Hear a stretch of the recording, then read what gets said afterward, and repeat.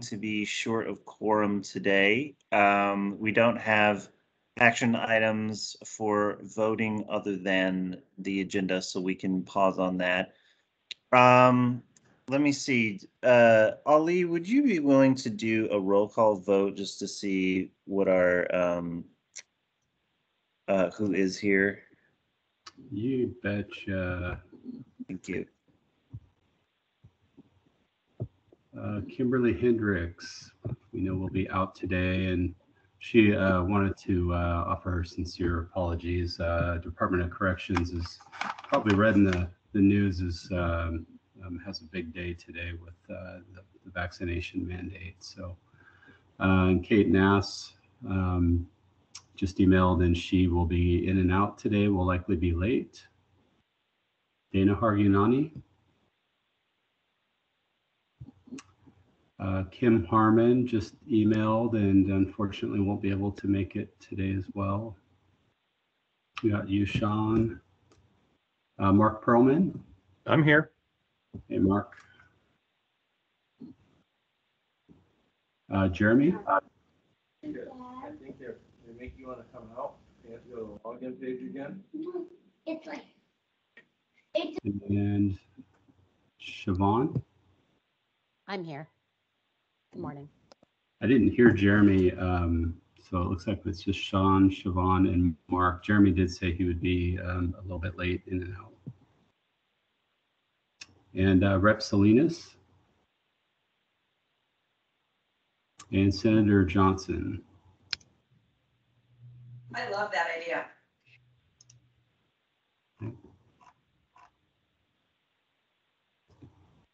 So far, Sean, it's just you, Siobhan, and Mark.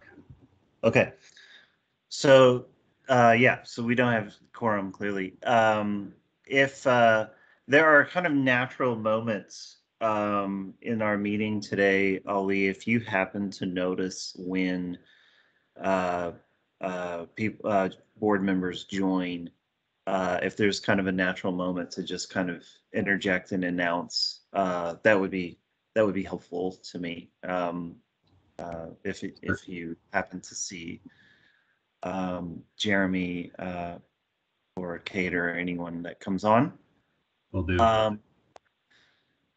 Okay, so with that, we are going to hold off on approving the minutes.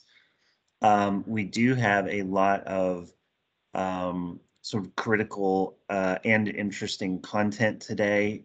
So I want to welcome everyone to the board meeting and thank you for the preparation that has gone into these presentations.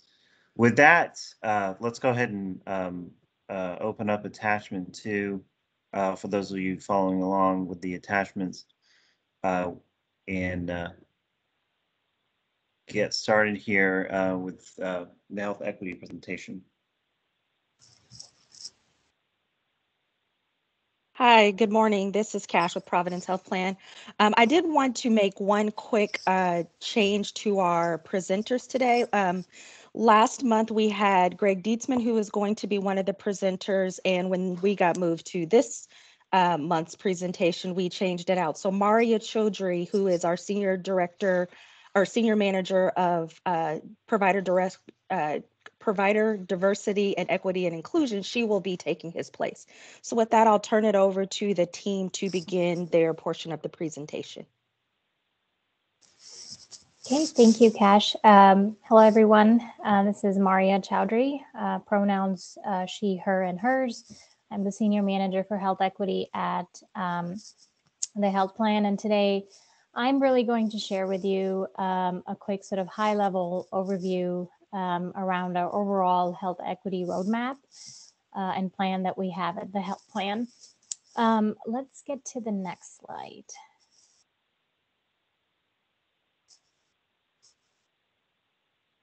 Yeah, one more. So at Providence, we have really a commitment towards working towards eliminating and closing the gaps in health disparities and health inequities that we see. So one of the really phenomenal things to ensure our commitment is our $50 million to really address the health disparities that we see. This is a commitment that has been made by Providence. This is data-driven system-wide investments that really affirms our commitment to improving health equity and including our immediate pandemic response, so COVID responses that have been disproportionately impacted some vulnerable member populations. Alongside this, we've also really, in order to really be more intentional in this work, we've also built our health equity pledge and our commitment. And you can see on the right-hand side of this slide deck, this is something that we have posted in all our social media sites. This is really our commitment overall as a system towards continuing to work towards eliminating and closing the gaps in health inequities. Our pledge is really the very 5 most important areas that we want to make sure that we shout out this commitment is that we really want to be able to build and maintain relationships with our diverse communities. We want to listen and we want to partner with our patients. We want to make sure that we are amplifying the voices of the people that are impacted by the oppressions. And we want to make sure that we prevent any harm and humbly welcome discussions. And most importantly, partner with our community organizations and also have a data-driven approach and a data-informed approach to develop strategies and implement interventions. Next slide. Let's move to the next slide. The next slide is really talking about our overall, I think we skipped one, so there should be one before this. It talks about our strategic plan. So in our strategic plan, there are 4 pillars. One of the most important pillars are where we want to really work with our communities to be really healthy partners. There are 2 distinct objectives within this pillar that are aligned with our health equity efforts. One of them is really to transform care and improve population health outcomes. So when we are looking at understanding our population mixes, we want to make sure we are focusing on our poor and vulnerable populations and closing those gaps. And then the second is where we want to engage with our partners to ensure health equity by addressing systematic racism and also social determinants of health. So understanding sort of those social, economic, environmental factors that impact the health of our members and really working towards closing those gaps, working with our partners and community leaders to help achieve that. Our health plan's vision statement is listed on the left side of this slide deck. And this really helps us keep grounded. One of the fundamental things we did before we started this journey was to build a cohesive vision statement to really ground ourselves into this work and have a clear direction as to what we want to achieve. So our vision statement states the health for a better world through raising awareness and taking action to reduce and eliminate health inequities and disparities across our members, caregivers, providers, and the communities we serve. So these are our 4 most important areas that we touch from our members to caregivers to the providers and communities. And when we say caregivers, that encompasses our own employees at the health plan. There is a very nice little brief paragraph from a recent Robert Wood Johnson Foundation's health equity article, which talks about how we can sort of improve and close the gaps and provide some strategies for the organizations. There's this paragraph really resonated with us because I think it goes really hand in hand with our vision statement. And at a very basic level, it really sets the stage around what are we really talking about here. So across the nation, gaps in health are large, persistent, and increasing, and many of them are caused by barriers that are set up at all levels of our society. After all, it's hard to be healthy without having access to good jobs, schools, and safe, affordable homes. So health equity means really increasing the opportunities for everyone to live their healthiest life possible, no matter who they are, where we live, and how much money we make. So we want to make sure that we have a holistic understanding of our members, that we're not just gearing towards the clinical interventions, but we're also looking at those socioeconomic environmental factors that shape their everyday lives. Next slide. So this slide really, in a very, very high level, gives you a snapshot of the 5 most important focus areas. Our PHP Health Equity journey is relatively new. We started this work last year, so we are only a year into this. And as we were working to formulate strategies, there were 5 most important focus areas we thought were important to build a very solid foundation to continue the work. One of them is really building our data infrastructure and reporting. So understanding our population, understanding our providers' population. So this includes the real data, so race, ethnicity, language, and our SOGI information from our members. So we are developing strategies to implement this collection of this data in our member enrollment forms, and then also collecting that same RealD and SOGI data from our provider network. So we can start mapping both these data together to understand where are some of the gaps that we see in our network adequacy assessments. Along with that, we also want to build our social determinants data infrastructure. So we understand where people live, geographically understand what are some of the barriers, and then bring that into our clinical quality reporting and our care management reporting so we can better do targeted interventions.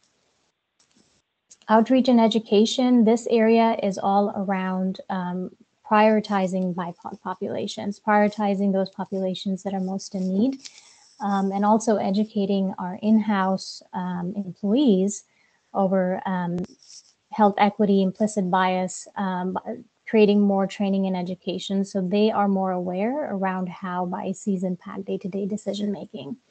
This also includes looking at our cultural competency with our providers and having education available for them to get more culturally competent to serve our members.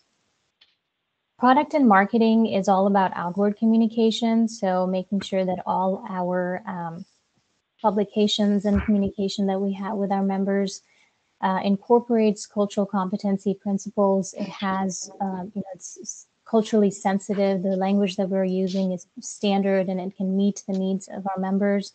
Also having some diverse visual representation in our publications and modifying and altering member product designs so we can meet the cultural needs of our member populations.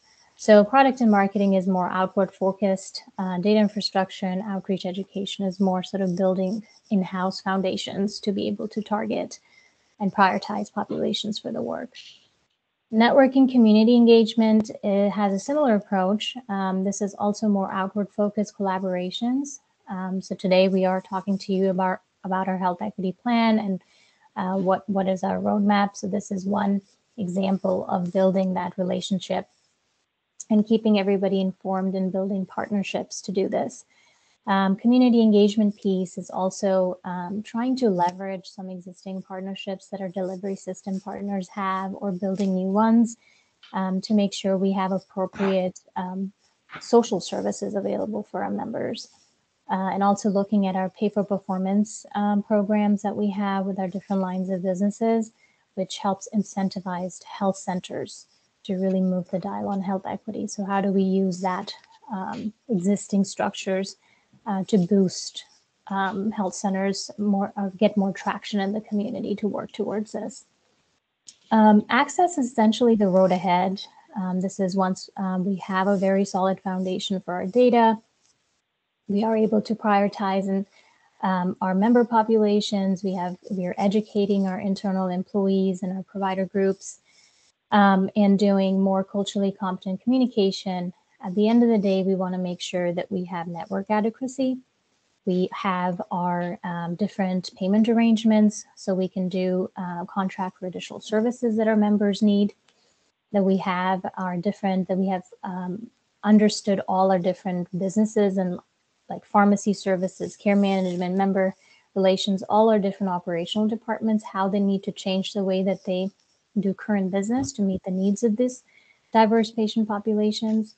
And then also within access, we really want to focus on building more grants or being able to provide more grants to community organizations and also our health centers to really help them move the dial on these disparities.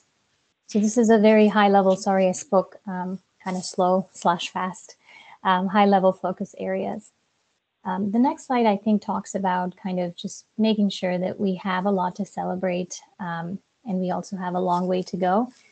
This is a relatively new journey, and I'll pass it over to Stephanie, and I think she'll talk about some of our success stories related to provider directory. Please feel free to ask me if you have any questions. Thank you. Can you hear me okay?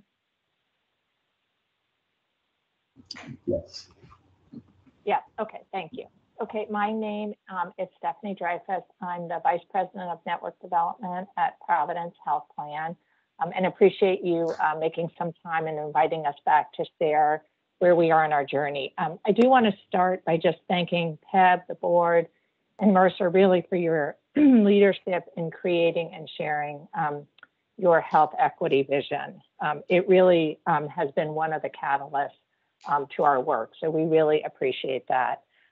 We are committed to weaving health equity into our networks. We understand the importance of us knowing our networks from a BIPOC or cultural competency perspective, so sharing that data with our members, to really growing our network with an emphasis on diversity to meet our members' needs. And that our network journey, whether it's knowing our network and gathering the data and sharing it, or building out the providers, that this is really a core part of our health equity program. And while we're at the beginning of the journey, we are very committed to this journey. Next slide, please. I wanted to share with you how we started our journey from the network perspective. So in spring of 2021, we developed a very comprehensive provider questionnaire that included questions about providers, how they identified in terms of BIPOC or LGBTQ+, community, cultural competency, community served, languages. And we sent this questionnaire out via email to all of the providers that we directly credential. So that's about 42% of our providers. We sent it out. We really wanted to maximize our response rate. So we sent it out 3 times if they did not respond, and then did one final follow-up phone call if we still did not get it back. I'm going to share with you in the next slide the results of that effort and the data that we have gathered. Oh, wait, sorry, I'm not done. Can you go back? Thank you. So that was our initial foray to reach out to all of our existing providers. What we are now doing is part of our, whenever we credential a new provider or re-credential an existing provider, we are including this questionnaire with the credentialing or re-credentialing application. It is not mandatory that a provider returns it, but if they don't return it, we are making a follow-up contact with that provider, again, with the goal to maximize the return rate. And we are seeing not as many as we want, and we'll have new data probably in another month.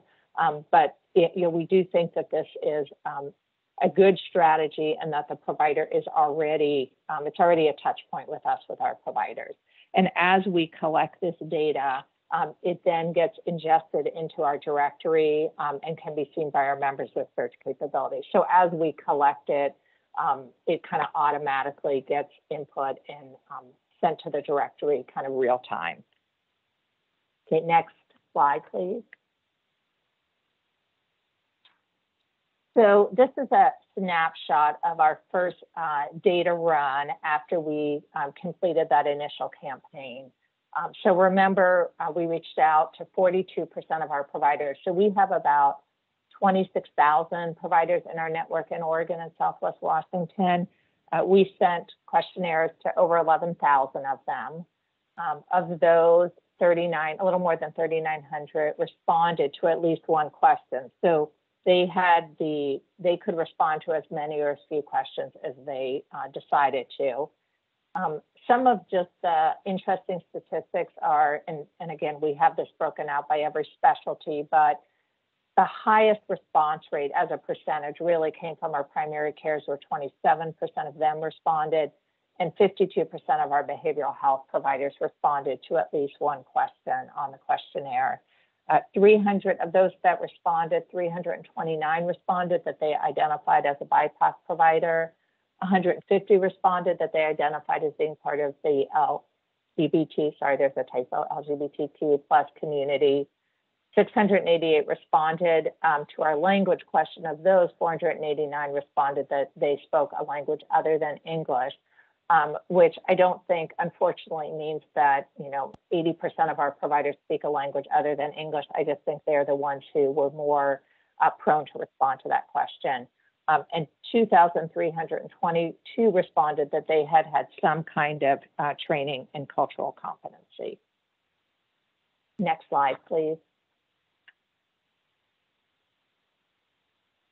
So I wanted to show you an example. One of our really big emphases was making sure that we got this data not only in the directory, but was searchable for our members.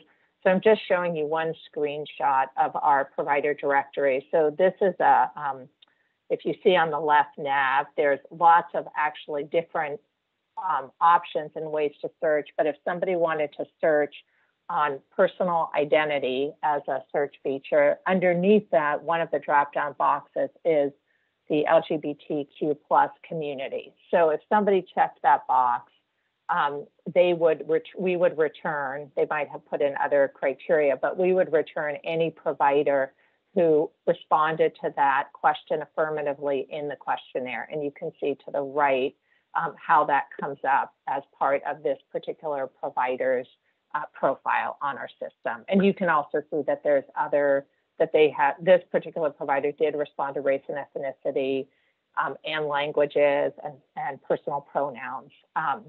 So you can get a little flavor of the kind of data and the way a member would see it. Next slide, please.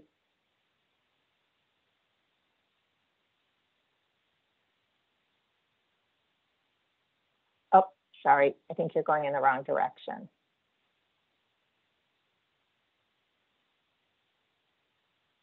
Can you go one more? Thank you. So about 58% of our providers actually belong to organizations to which we delegate credentialing. So what that means is that all the data we get on these providers actually come through their parent organization. So we are reaching out to all of these delegated providers to one, share our questionnaire, explain our expectation, explain why this is so important to improving health disparities, that they start to gather and share this information with us. We know they are busy capturing the data for their patients and working on all their own strategies around improving health disparity. But we are engaging them about the importance of them starting to have this part of their plan. So we expect probably in the next month to hear back from these organizations in terms of what their plan is to collect this data and provide to Providence Health Plan. And as you'd expect, they are getting this request from a lot of different organizations, so are trying to figure out how they can effectively collect and share it. We're working really closely with PSGH, Providence St. Joseph Health, on this initiative. We meet with them regularly, and they are really using our questionnaire as the framework to roll this out system-wide. So we are expecting sometime, hopefully in early or mid-2022, to start earlier than later to start getting this data on the PSGH providers. Next slide, please. So some of the other initiatives we are doing in parallel is that, it's going to take us a while and a lot more data to truly understand our network. We, truly be able to compare it to member data and do what we would say is probably statistically valid reporting. But in the meantime, we are researching availability and really on how to best identify providers in the community that are not in our network, but really would be assets to our network for a number of reasons, one of which is that they may be a BIPOC provider or serve a certain community or have a certain cultural competency. And one of our ways, a really great way for us to identify this is if members call our customer service or talk to care management and are requesting a specific provider that they are not seeing in our network, that is often a great lead for us to identify a provider that we should approach. Our delivery system, Providence, St. Joseph Health, as well as I think other delivery systems, are developing their own strategies and roadmap for the recruitment of BIPOC and other providers to really diversify their workforce. And the last slide, which is the slide after this, actually contains the Providence St. Joseph strategy and roadmap that you can, a lot of detail, but that you can read as one example of, you know, our health systems trying to diversify their own workforce, which of course will then enable us to diversify our network. We'll continue to update our network reporting quarterly with all the additional data that we receive from providers, and really start to, as we get enough member data, to start to try to compare that to our member data and do some focused initiatives around places that we can identify those gaps. We're posting the questionnaire on our provider portal because we want providers, whenever they feel like they are ready to fill out the questionnaire and provide the information, we want them to have an easy place to do that, and are including awareness of this in our provider outreach and our provider education.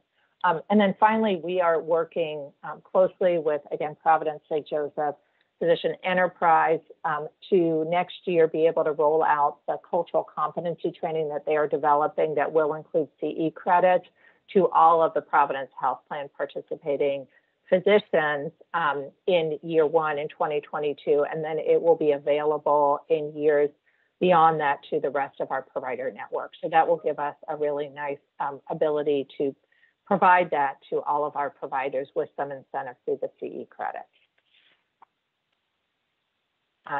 Next slide. So the next slide, I'm not going to go through this, but this is, and there's a lot more, if anybody's interested, there's a lot more detail behind this about just what Providence is doing with as a delivery system or health system to diversify their workforce. And I will just close by, again, saying thank you for your leadership and your vision around this, and for sharing that with us and our journey, and just reiterate that we are committed to accelerating this journey as quickly as we can to have our network best serve your members. Thank you. So I just had a couple questions after the presentation, and I do appreciate that, you know, it's a lot of work on a health equity journey, and, you know, can see that Providence is investing in equity, and also, you know, certainly there is an enormous amount of work to be done around gathering data for the network. I noticed that the numbers are, you know, quite low for diversity around BIPOC providers and LGBTQ plus providers. So there's a lot of work to be done there. So I just really, you may not be prepared to answer this today, but I would like to hear more from Providence around how you're dealing with health equity around transgender care.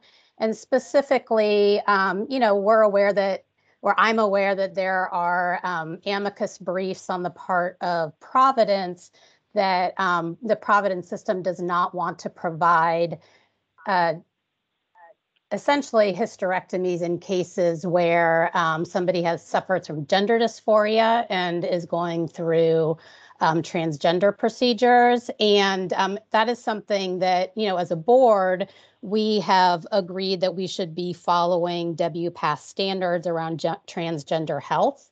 So certainly want to be sure that Providence is living up to its commitment to provide that care for people at PEBB. So I don't know if you want to respond to that, have anything you can share with us around that.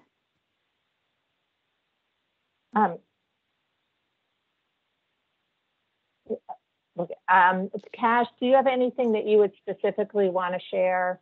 I mean, I think Mel Top, who is actually going after me, can certainly share how we ensure our members have access to that. I don't know, Cash, if you want to respond to the Providence specific question.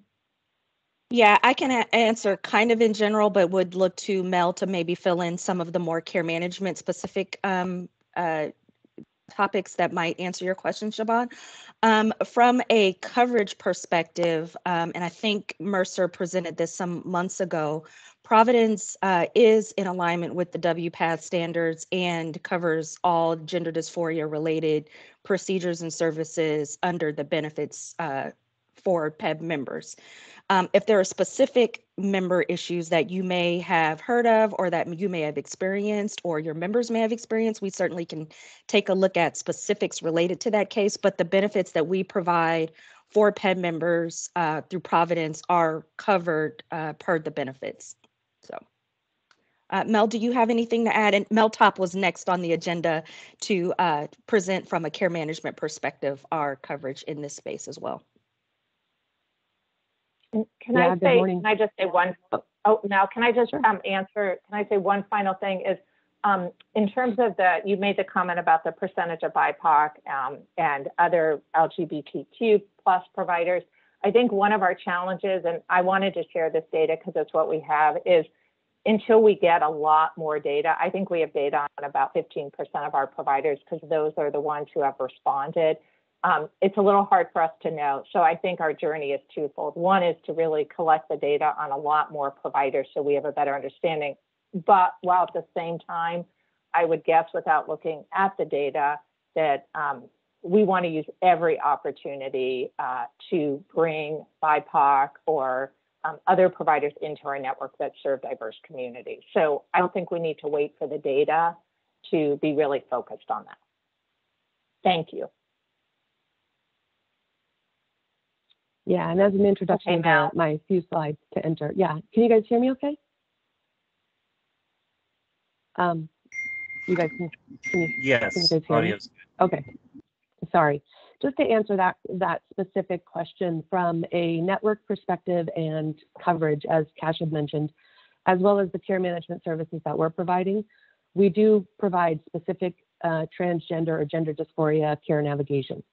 We do have a network that can serve that population, but to your point, on the Providence Health and System side, the delivery system, there are areas that we're still working on in order to ensure that our Providence Health coverage provides a network in which our PEB members can use for the services that are covered under WPATH requirements and those services.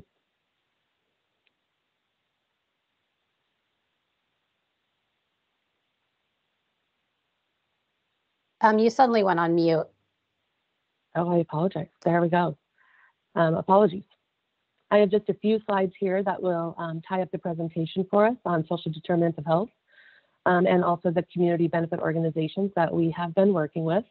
I am Mel Top. I'm the Senior Director of Care Management. And we can go on to the next slide, please.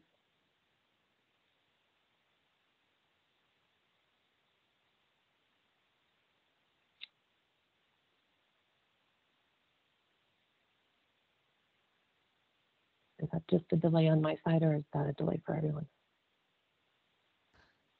We see the next slide. There we go. Could be a delay on your side. Apologies. I have been in and out of the meeting with some technical difficulties, so I will have my deck up to continue moving. Apologies. Yeah, so, we've all definitely had the Teams, gremlins. Everyone on the call certainly has had that experience. That's just part of the deal. But yeah, we see a slide that says social determinants of health.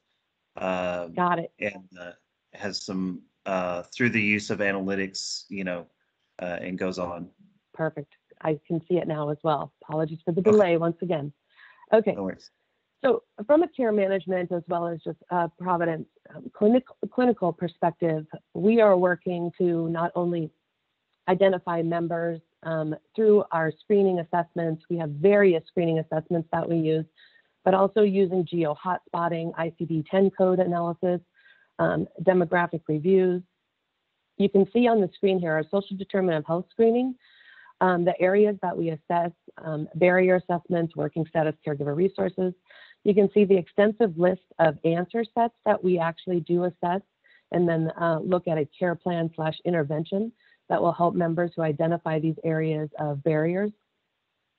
On the right-hand side, you all may have been hearing about Z codes, which is diagnosis codes that providers are using in the clinics and the hospitals. This is a list of those Z codes, but with further analysis and this is known from Z code utilization perspective, only 0.3% of claims in 2019 included a Z code. And of those Z codes, many of those that were used were not specific to an intervention such as houselessness, food disparity. Some of them were related to, the majority is more of the relationship status. However, point being, Z codes are becoming more used by providers. And so those are things that we are capturing on the claims analysis that we're doing. In the meantime, however, we are asking plenty of social determinant of health screening questions whenever we are able to contact a member. We can go on to the next slide.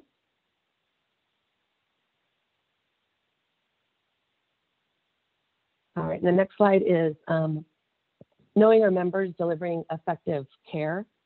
So understanding the member assessment guides our care management.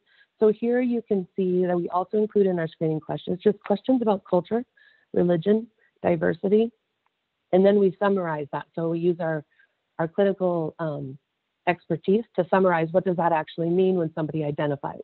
It's not that we write down their religion is X, their culture is Y. We actually take that information and we draw a conclusion and we create a care plan around that. We use validated tools like the patient activation measure, health literacy screening. We use the depression screening as well. And all of that information is reportable using data analytics. We loop that back through to our identification and stratification, and we can then re-tee those members up for outreach when we identify a potential barrier or a gap. We can go on to the next slide, please. So this one is specific to the coordination of care using community benefit organizations. So our community, Providence, my health plan, I just owned the whole health plan. Our health plan, as well as our department, works with the communities very closely. We have great partnerships within our communities. Additionally, we have partnered with Unitas, also known as Connect Oregon, which is a specific referral feedback loop process, which is something that has been missing in the community benefit organization partnerships and communications. Not only does it provide somewhat of a repository of offerings, it also provides that feedback loop. So we have partnered with Connect Oregon. We just recently finished a pilot with them with a smaller group of our members. And what we wanted to make sure within that pilot was that our community benefit organizations were well represented. They had the infrastructure to use and come up with Unitas as well, and that we could communicate with them through this tool. And that has been a successful pilot. We are going to roll that out over the next 6 to 12 months to all of our membership. And we can go on to the next slide, please. And I believe this is my last slide. So the other piece that our care management team provides is a specific clinical support coordinator or staff that are either licensed or not licensed in the clinical space, however, that can provide additional navigation for services. We do have our customer service navigators. When you call in the number on your card, you're going to most likely get customer service. They have navigators specifically for our PEBB membership as well, but also you can ask for care management. Care management provides that next level of services. So if you're looking for something much more specific, or our members are looking for very specific providers, provider attributes, locations, areas in which they are able to serve our members differently, weekends, evenings, then our clinical support coordinators will do that search. They will call the providers. They will see if they have access. when is the nearest appointment, and they will help them schedule. And that is the extra layer of service that we provide when a member is referred over to care management services, potentially from customer service, or they can call in directly as well. And we can go on to our next slide. I think that is it for me. So if there's any questions, I'm happy to answer them. Yeah, so you just following on that,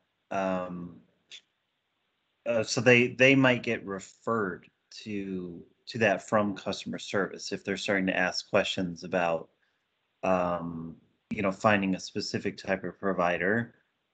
But you mentioned that they also might be able to directly connect with. So how, like, where would they find that? How would they get pulled into that? Yeah, so there's many mechanisms or avenues into care management. We do publish our number outwardly on marketing materials. We are on the website as well. We get referrals not only from internal Providence Health Plan, but also our provider groups. Additionally, we do the identification stratification that I had mentioned, and also through utilization management. So as we monitor our members going through healthcare settings, whether that be the emergency department or inpatient, we are also doing active outreach. But specifically to your answer, we do have our number published outwardly, and then also through multiple referrals. Okay, that's helpful. I was thinking as you were going through the part of the presentation about the screening tools. I was thinking about patient-centered primary care homes and like how it all connects. So if you go in and you see your provider, presumably that's where you're most likely to fill out this screening tool. Maybe you send an email out to the whole population, but probably I was thinking it's probably you go to see your provider and they are like, fill this out. And but throughout the medical system, not just in general, there's not a lot of we're not usually set up for the providers to have that time set aside to do a data analysis of their own people. There's a bit of that built into the patient-centered primary care home, where they're trying to figure out which of their patients need to be reached out to for specific purposes ahead of time. But most of the compensation system in the United States is basically like 15-minute chunks of actually talking with someone, and you get paid for that. And that's how you get compensated. So this system's on top of that, I'm gathering, where like kind of at the Providence level, at more of a meta level, you're gathering this information from various providers, patients. And then what happens with the data? It goes back to the provider, or it kind of goes around them to wrap with different services. Like, how does it loop back to the provider, I guess, who's managing the health? Yeah, great question. I'm going to answer your question without getting too far out of my lane if clinical analytics isn't on the call with us today. What I do know is that we have a provider profile tool that providers can access, and it tells them the data about their patients. And it will tell them if they have gaps. It will tell them what we've seen from a clinical analytics perspective. And that is a tool that is available to all of our providers. From a care management perspective, we are doing this through telephonic outreach, through the online HRA, so web-based, and then taking that information into our tool. Some of our providers do have ability to see the health screenings. They do have ability to see care management notes through our PSJH partnership. Other providers who may not have that level of access, we are communicating with them real time as needed, or everybody that we are engaging in care management services, the primary care provider or provider of record, is sent a letter saying, we are working with your member. When it comes to the data and the analytics, that is something that we do display through our provider profile. Maria might have more information on that. I think I actually see her raising her hand. She could probably give you more information. Yeah, thank you, Mel. Excellent question. Think of it as a two-pronged approach. One is where we're collecting our own data through screening, right? So care management is screening every patient, collecting that information. At the same time, we're also working on building an infrastructure where we can, which maybe members that care management does not touch, that we need to know what their SDOH looks like. So that's one work stream where we're trying to build our infrastructure to gather that data. Any data that care management collects, auto-populates in our other reporting structures, and anything that we collect for members that they might not touch or they haven't reached, they will already get that. Care management will receive that information. So we'll feed information to different departments through this first approach. The second is some of our members are seen at Providence clinics and hospitals. Providence has already implemented a standardized screening tool, which is actually the same one that we're going to be using in care management. So we get that data in the back end. So every time you go see a Providence provider, you're asked like 5 questions. So analytics is pulling that data on our members already. So in instances, care management might already have that auto-populated in their system when they're talking to that same patient.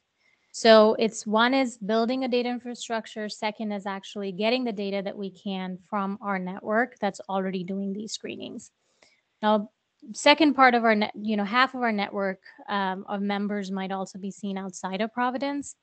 So what do we do about them? Well, that's why we're building an infrastructure to have that data available. And we're also trying to incentivize our health centers to have a standard social determinants of health screening, which we are recommending them which screening tools they can use.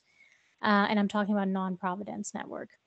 So we're incentivizing them and telling them start collecting structured data. And when you start collecting it, send that to us so we can further populate our infrastructure with your data. So it's sort of we get the data from the health center partners, and then we also share the data that we have through the physician portals that Mel was talking about, the PCP profiles. Does that make sense? So it's also always auto-populate because we're an integrated system, so we're getting that information for our members. If you just think about it from a Providence standpoint. That's helpful. Thank you. Are there other questions from the board?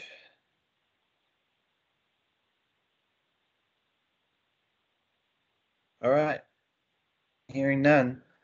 Cash, does that conclude your the presentations? It does for this part, and then I think we're up next for the next part. So yes, it does. Sounds good. Okay. Thank you.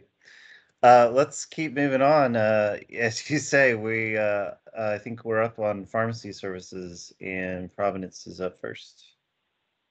Yeah, it looks like we're first this time, so good deal.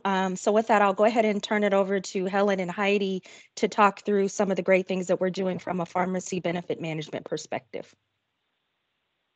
Okay, good morning to all of the board members and staff, and thank you for having us present again our annual review of pharmacy programs, both the outcomes and opportunities. So I'm Helen Noonan Harnsberger. I'm the VP for pharmacy at Providence Health Plan, and I think I've been on every meeting agenda this year due to all the work with COVID, but today we're specifically going to talk about the specifics of the pharmacy program, and I am excited to present some of this information and really excited to talk about some of the future things that we are working on now to provide to your plan members. So let's go to just a brief overview. First slide. This is just will outline to you what I'm going to cover. And Heidi's going to take responsibility a little bit later, and she'll introduce herself to you. I know you know her. She's been with our program for some time. But We want to review plan performance with a focus on 2019 to 2020, and then looking at 21 year to date. Look at our program outcomes for various programs we've implemented during 2020 and 2021, and do a highlight of our specialty program. Uh, really, because as you know, that's where most of the cost is. And then really talk to you about some innovation and savings opportunities that we're working on for the future. Go to the next slide, please. And the next one, please. So this is an overview of the PEBB plan performance on medical and pharmacy benefit trends. And when I say medical, I mean medical pharmacy. So the high cost drugs that are part of what we think of as medical spend, meaning that they're under the medical benefit, and the pharmacy benefit. On the left-hand side of the slide here, we have our medical pharmacy trend. And you can see that we have seen a negative trend in that area, and that's really a tribute to the site of care program that we've put in place, and really the utilization management programs we have in place. With this program, we are managing over 90% of medical drug expense.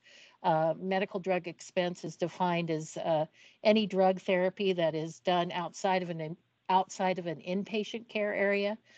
So it could be at a physician office, a hospital, freestanding infusion center, or done through home infusion.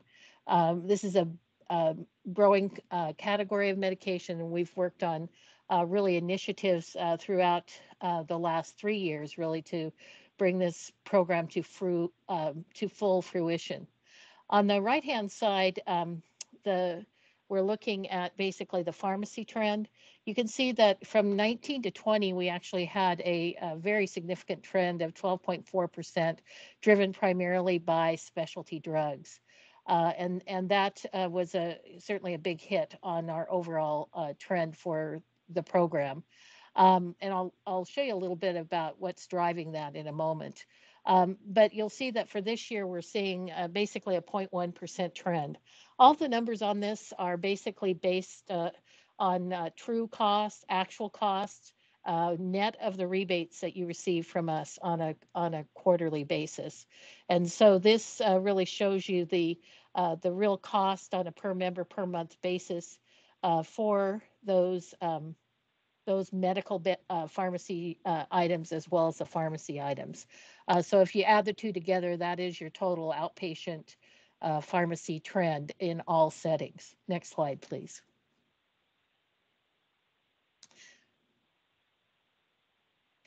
This is looking, again, as we do almost every year, at our key drivers of trend. And just to draw your attention to what you're seeing on the right-hand side, there's a lot there, but the orange really highlights basically the specialty brands that are really the huge drivers. Remember, those are less than 0.1% of your prescriptions and a very small number of your overall plan beneficiaries. But the specialty brand category is the key driver in specialty trend. The utilization continues to be the single largest driver for overall pharmacy trend. That utilization trend is 12.1%. The anti-psoriasis drugs and cancer therapy are the largest increases. As you know, many of the cancer treatments are moving to oral therapies or other therapies that can be administered at home and are dispensed from pharmacies.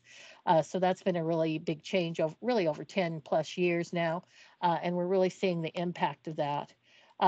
Overall, we have a very favorable price trend. Of about 0.3%. There are more what's helping that a little bit is more generic specialty medications starting to come into the pipeline that really can save significant dollars. And we'll see that too as we get more and more biosimilars. But we just don't have enough biosimilars to see a big change in that yet.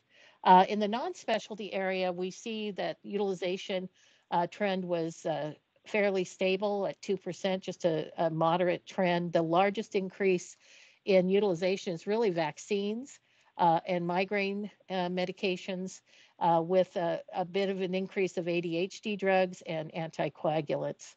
The price trend for those non-specialty items was about 4.7%, and diabetes, respiratory, and anticoagulants were the largest. We just as a point of reference, as I mentioned, the specialty are 0.1% of the dispenses. Your generics are, depending on whether it's the choice plan or the statewide, are between 90 and 92% every month. So very high generic utilization is still key.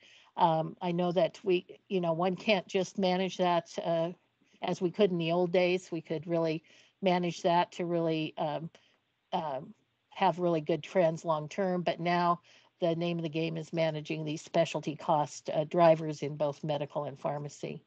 And so you can see that leaves you just about 8 to 9% of standard brands. And those standard brands are driven really by those diabetes drugs in the blue, as I articulated, and the other items listed in the darker blue. So go ahead and go to the next slide.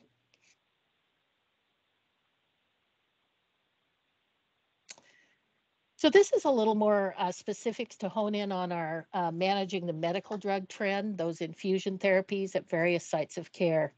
The PEBB savings through May of 2021, due to our site of care program, which we implemented in 2020, actually in March of 2020, is resulted so far in a $4.9 million savings to PEBB. And I'm happy to say that that exceeds what we brought to the board as our projection from last year. That resulted in a negative 12% trend for all medical drugs. Again, this is also post rebate, so we're directly making sure that 100% of the rebates that we get for these drugs are coming back to you, of course.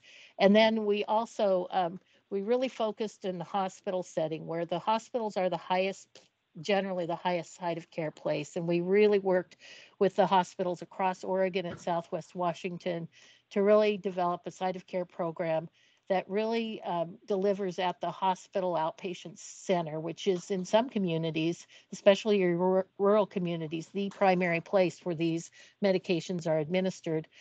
It really delivers for our PEBB members and for your beneficiaries, really a place of service that they can rely upon, that's really cost efficient and assures that they get the care that they need, usually in those specialty situations, whether that provider of care is a specialist up in the Portland area or in the Eugene area, and they have to then continue that therapy in their community.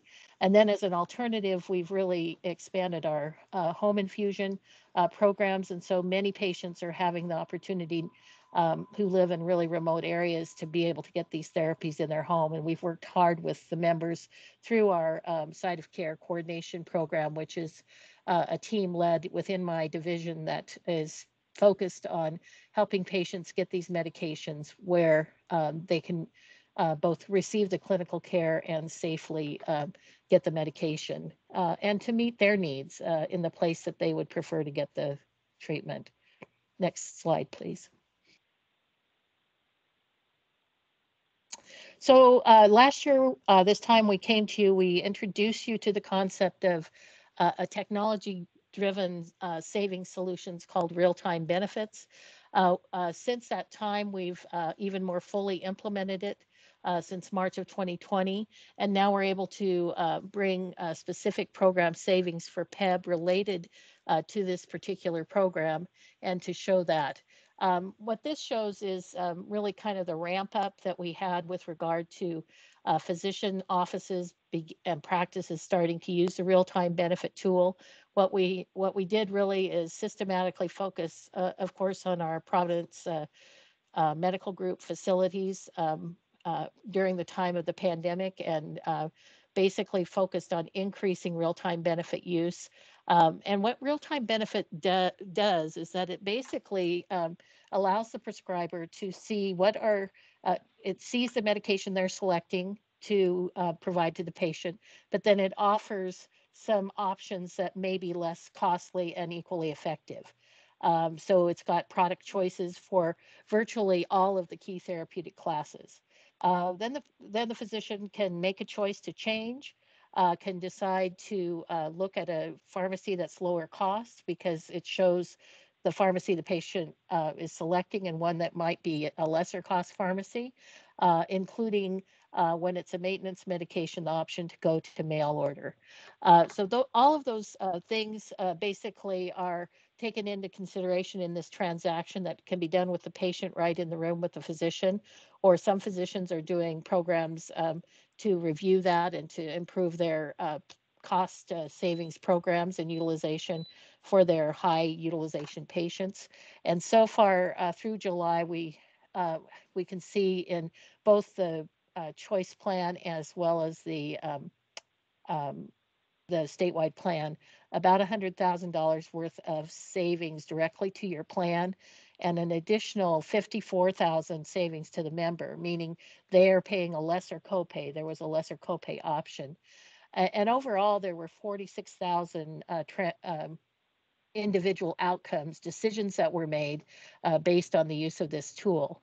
So we're really utilizing this tool a lot, working with our provider network to spread this technology. We have been doing some really specific work in the Mid-Valley IPA, and we're working with physicians and will work with physicians around the state to bring this technology on board and to turn it on. Most of them, if they use an EMR, have access to this technology, and when used well and with the support of the work that we have a clinical pharmacist that is assuring that the most frequently used drugs have alternatives listed and following our P&T committee decisions. It is really showing that it provides results that matter to patients and to the plan. Next slide, please. And this will be my last slide, and I'll turn it over to Heidi. I know there's a lot of dense material here, so please know that if there's something specific that catches your attention or eye, and you want to get a little more detailed information, we very much are happy to work with Ollie and with any of you individually to show you more detail about any of these programs. And what I do want to end with is that we have spent the last let's see, it's been about 10 months really working on an overall rebate improvement program for both of our medical drugs as well as our pharmacy drugs. So those dispensed at pharmacy and those infused in the clinics to enhance our purchasing program and access to rebates. And while on the surface, on the right-hand side, you see a 12.5% trend in choice and 11.6% trend in statewide for a 12.1% combined trend improvement. This is a place where a higher trend is actually helpful. What this is doing is we're getting more rebates above the baseline, which will go directly to the PEBB plan as a benefit to your plan overall financially. And what these increases are related to is the type of contracts that we've negotiated. And we really have played hardball with this to make sure that our rebates are on a par with really any big national company, and have developed some really solid relationships with the companies we work with to achieve these rebates on behalf of Oregonians and our entire plan. So what we're seeing in these trends are we're seeing enhanced price protection. We are seeing decreased administrative fees. We are seeing every little blind that could be there to hide rebates to the rebate aggregators. All of that is contributing to these enhanced trends. So pretty proud of the work of my team that's responsible for this work because they have been really hard hitting on this topic throughout the last 10 months to get us to this point. That contract went into effect on 10/1, retro back to 4/1 of 21. So it's in effect today. So with that, I'm going to just pause a moment and let Heidi transition to her slides. And I think we'll take questions at the end, unless, Sean, you want to do it now. It's up to you. Yeah, we can wait. Okay, thank you. Okay. All right. Good morning, everyone. Nice to be with you this morning. My name is Heidi Chinmuba, and I am the director of our pharmacy clinical consultation and client services team here at Providence. And I'm glad to be back with you to talk about this morning. I'll be talking about highlights of our specialty program, as well as some new ideas that we look forward to bringing forward to you in the years to come around innovation. So you can go ahead and go to the next slide. We're going to focus for just a moment on, as Helen mentioned, this, 12% of your trend is really around increased use of specialty medications. It's 1% or less, depending on the month of your total claims, but it's nearly half of your spend. So it really requires for us a dedicated team of individuals, pharmacists, analysts, technicians to manage this work from a utilization perspective, from a contracting perspective, care coordination. There's just a lot of work that goes into managing this small population. So we're going to just kind of take a journey through focusing on one of these really high cost, and when I mean really high cost, I'm talking several $100,000 up to $1 million therapies that we're seeing come to the market to either cure really rare diseases, treat disease, oncology, et cetera. So not so much the Humiras, the Enbrels of the world, but more focusing now on these really high cost therapies, which fall through this medical drug route.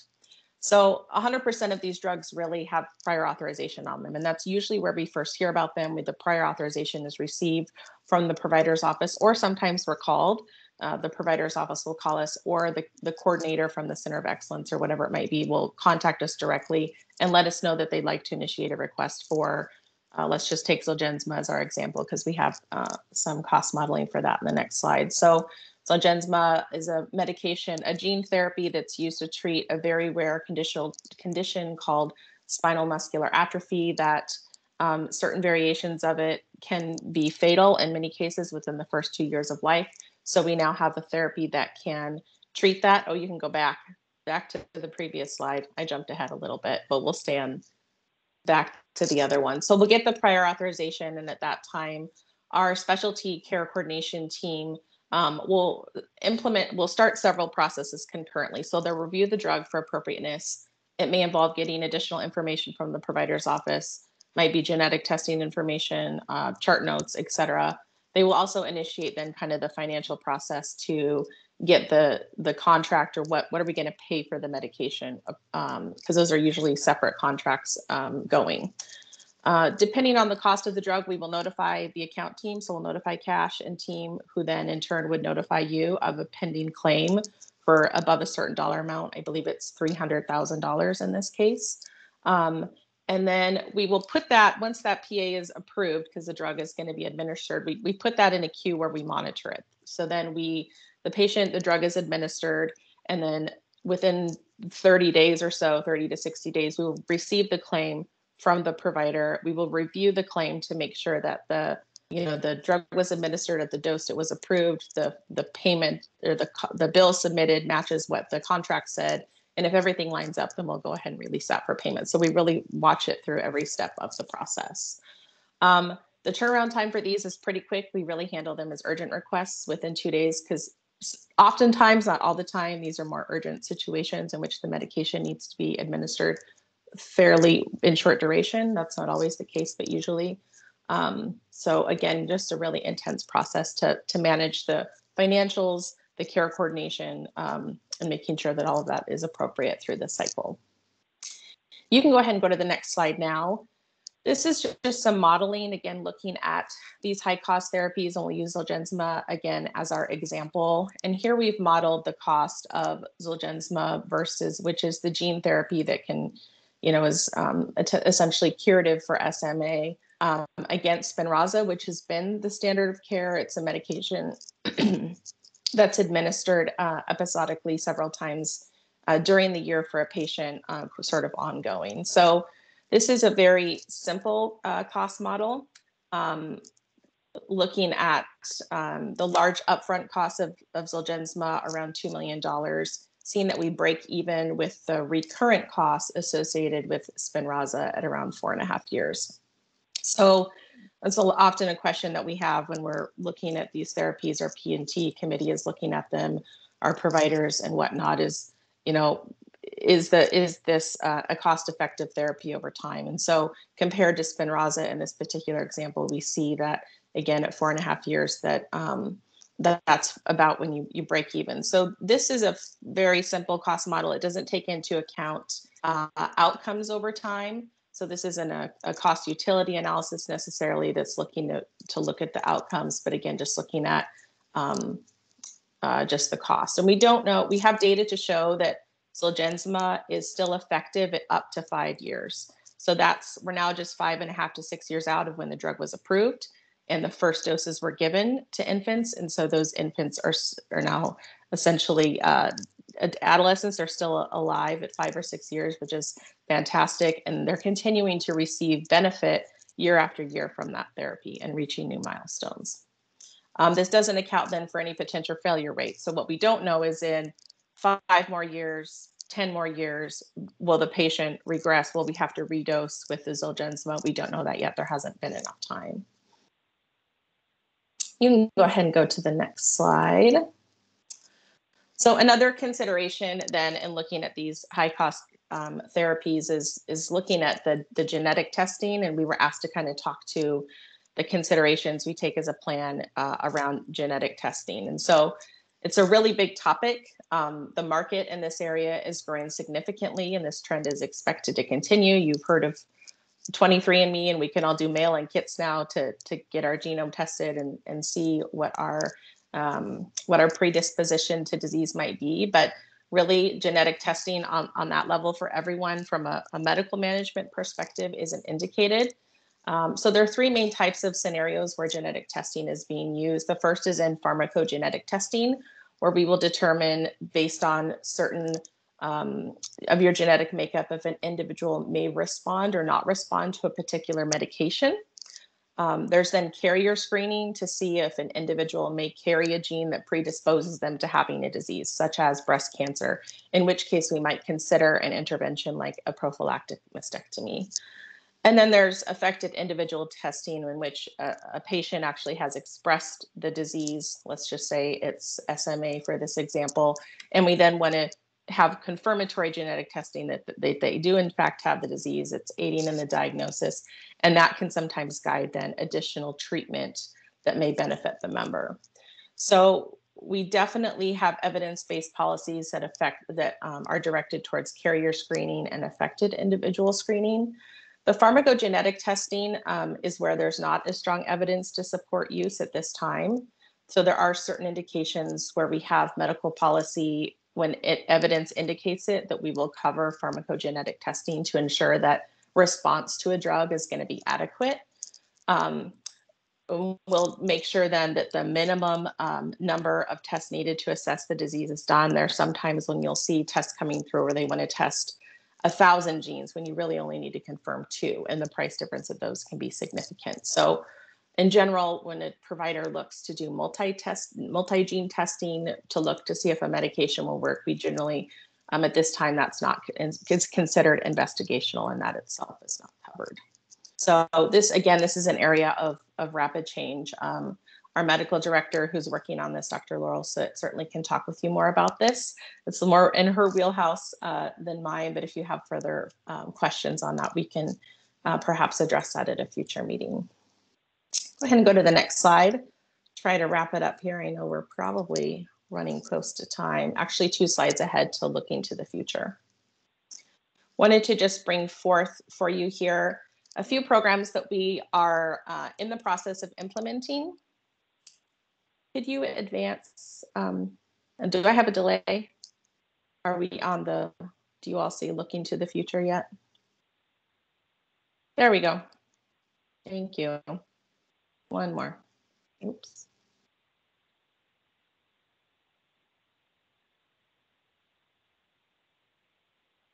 I'll wait for it to advance. Oops, other way.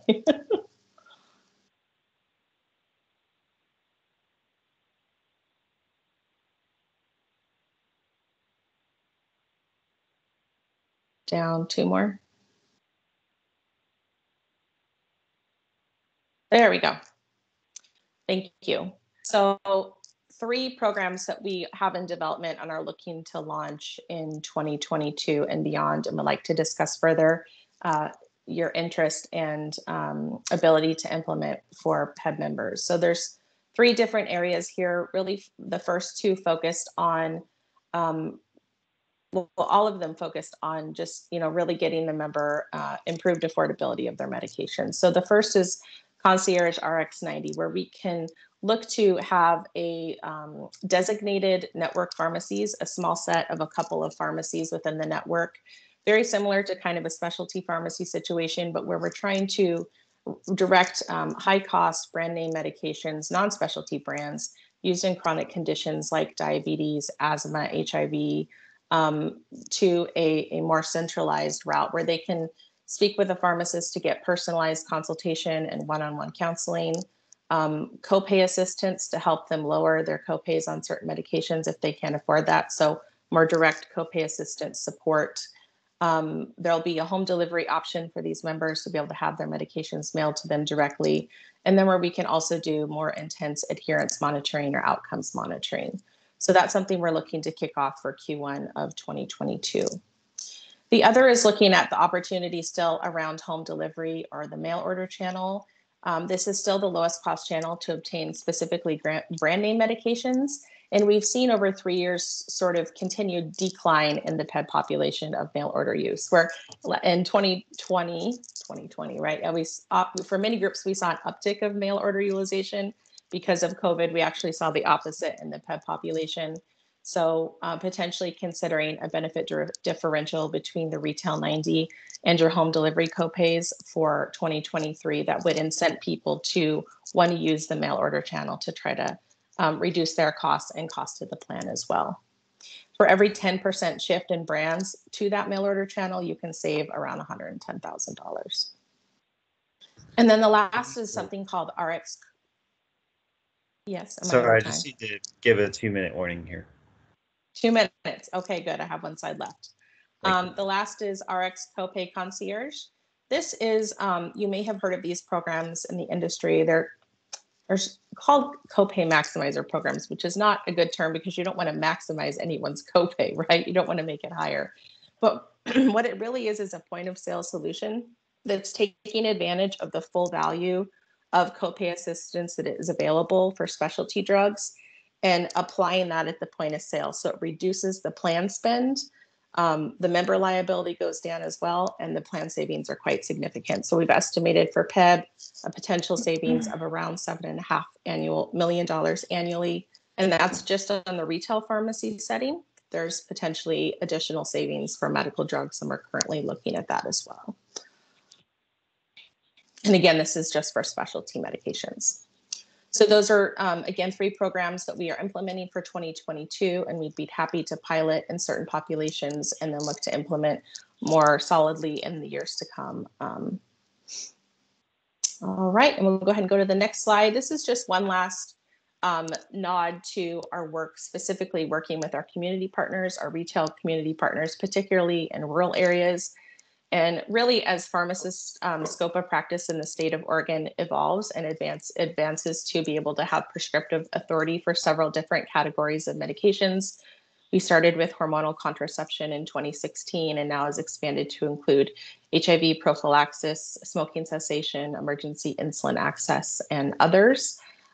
So we had an established pathway for credentialing and reimbursement of pharmacists to get reimbursed for their services here.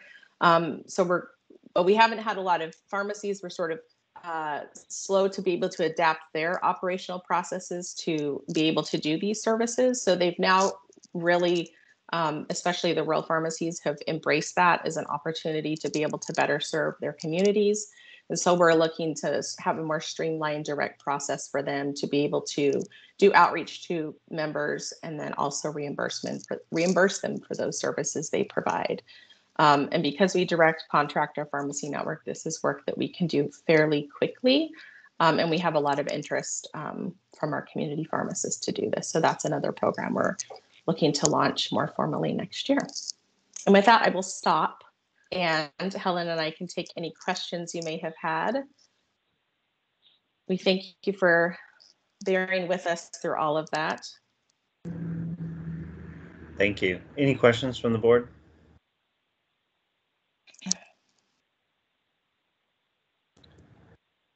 All right. Hearing none, I believe Moda is up next. Thanks, everyone. Yeah, thanks, Sean. Can you hear me okay? Yes, audio is good. And I just want to do a quick time check. I know we had an hour dedicated to the pharmacy portion, 20 minutes each, and we're behind schedule. I want to be respectful of Kaiser's time as well. So is there any direction you want me to take on the time front? Yeah, thanks for that. I think if it's possible to have 15 minutes, yeah, what did we schedule? 20 minutes each? Yeah, Ending 20 at minutes 11, each. yeah. Mhm. That would be helpful if possible. Okay, sure. I'll go as fast as I can, but I do want to give it the due effort, so thank you for that guidance. So my name is Katie Sheeler. I'm a pharmacist by training and the Senior Clinical Program Manager at MODA. It is National Pharmacy Week, so I just want to applaud PEBB for putting this on the agenda during Pharmacy Week. As we move through the slides, don't hesitate to ask questions because this presentation is for you. Thanks, Rose, for advancing. On the next slide is a quick overview of what we were asked to speak to today, talking through the pharmacy program updates of current programs or recently launched programs, our Navitus PBM transition, and lastly, consideration for future programs. Now, while we're just touching on these newly launched programs and looking forward, I of course want to note that we still have a lot of resources and time dedicated to the pharmacy programs that have been in place for some time, like the Pharmacy Benefit Optimization Program, Specialty Light, Preferred Specialty Pharmacies. All of these continue to go forward, but we'll just highlight the recent ones now. So Rose, if you could advance the next slide and then on to the next. We'll talk briefly about the site of care program. So as you recall, the site of care program was originally launched for PEBB in 2017, and that was in response to the data showing that specialty infusion drugs cost double in the hospital outpatient setting when compared to the provider office or home infusions. We also saw that administration costs when administering medications were double to quadruple in the different settings. So as a reminder, this program works through prior authorization process, and it steers members receiving select infused specialty medications to the most convenient and cost-effective infusion sites. And then, of course, there's always consideration for exceptions within this process. So after implementation of the original site of care program, we moved into the phase 1 expansion to include the supportive oncology medications, and those now are within scope. These medicines are also billed under the medical benefit, and these products are often given on a different day that the chemotherapy is given on, and is used to treat or prevent side effects associated with the oncology medication. Again, the difference with supportive is it helps to decrease the side effects versus therapeutic oncology medications are used to treat the cancer. So effective the first of this year, we added both the supportive oncologies into scope of the site of care program. And at the same time, we implemented a biological first strategy. And I'll talk a little more about that in just one second. So because, we have these two tandem programs running that target similar drugs, the savings analysis is quite complicated. We also have the medical claims run out, time needing to be 3 months lag. And so we're going to look forward to providing the associated savings with the newly launched supportive phase 1 portion of the site of care program. On the next slide, as promised, we'll talk a little bit more about the biosimilar management program. This is specifically for oncology, but we take a biosimilar first strategy across the board, but this particular product is the oncology biosimilars. This program went into effect 10/1/2019, and it includes select products that are covered under the medical benefit and are used to treat certain cancers. So biological products are large, complex proteins made from living cells through highly complex manufacturing processes. And I put one here on this slide that just brings me back to my pharmacy days and makes me so happy. So unlike generic drugs, which are just copies of chemical agents or drugs, a biosimilar is a copy of a biological medication that's similar but not identical to the original medicine or the reference product. So currently the FDA approval pathway for biosimilars ensures the agents are highly similar to the reference biologic in structure and function, and that the studies prove there's no clinical meaningful differences in the safety, purity, or effectiveness compared to the reference product.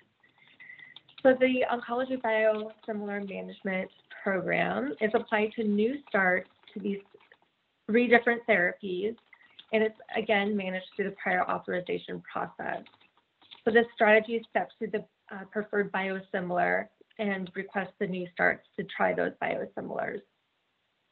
The 3 products are Rituxan, Herceptin, and Avastin, and all 3 of those have a lot of different biosimilars on the market.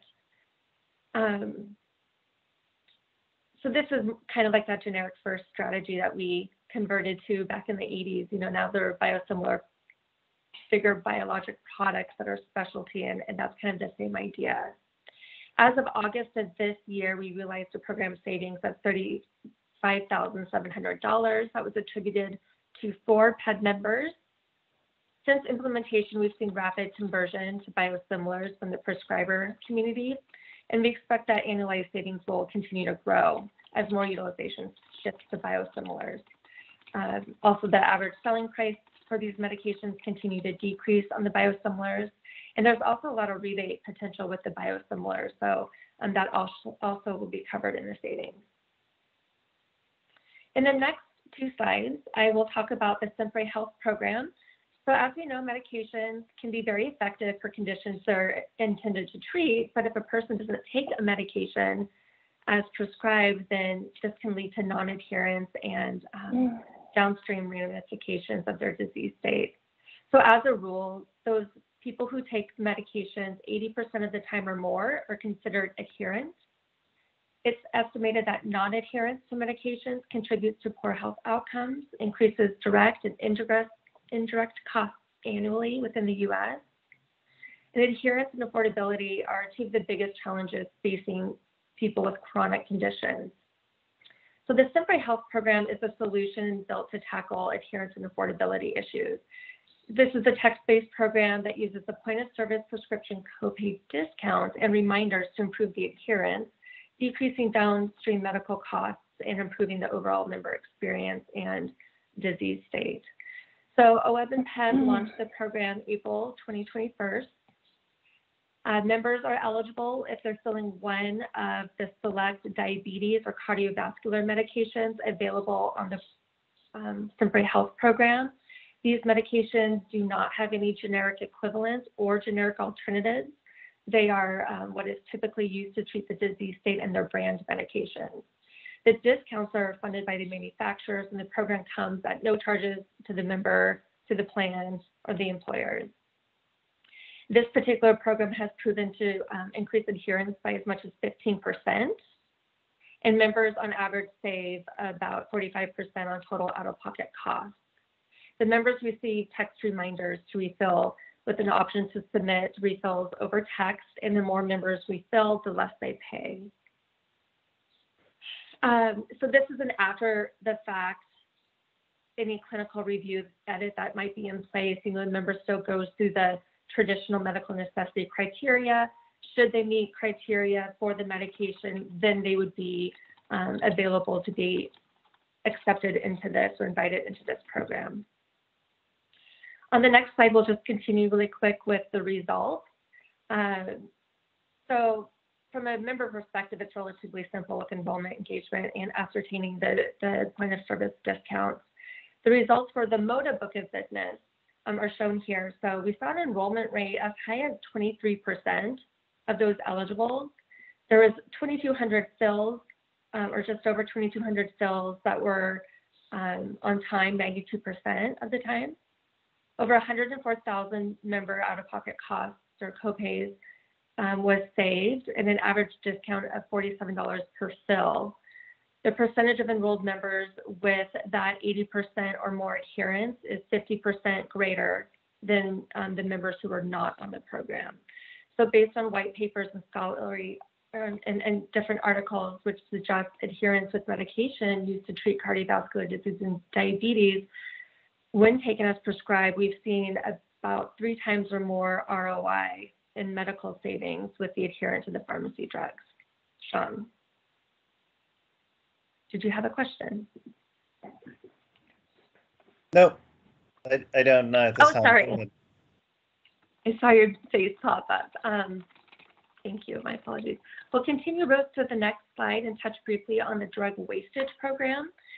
So this program went into effect for PEBB January of 2020. January of 2020. This program was developed to limit drug waste of injectable medications due to limited vial size availability for single dose vials. So we often see package sizes of medications that don't actually match the standard amount of drug needed in a typical dose. And so several vials are then used to achieve the particular dosing parameters, and that often results in leftover medication in the vial, most of which is thrown away and is billed at the same rate as the drug that's given to the patient. So it's billed, but it's wasted.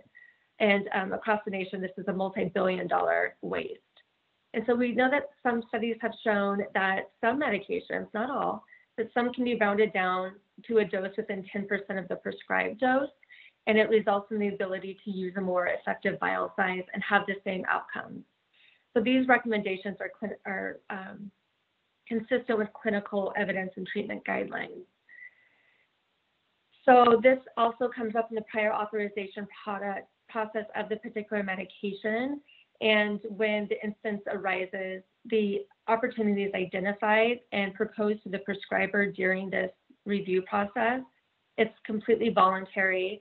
The rounding down and approval of a different vial size is applied only if the prescriber agrees. And so since Q1 of this year, PEBB realized $47,000 almost in savings, and that's attributed to 5 particular members. On the next slide, we'll transition into the conversation of the PBM change from MedImpact to Navitus.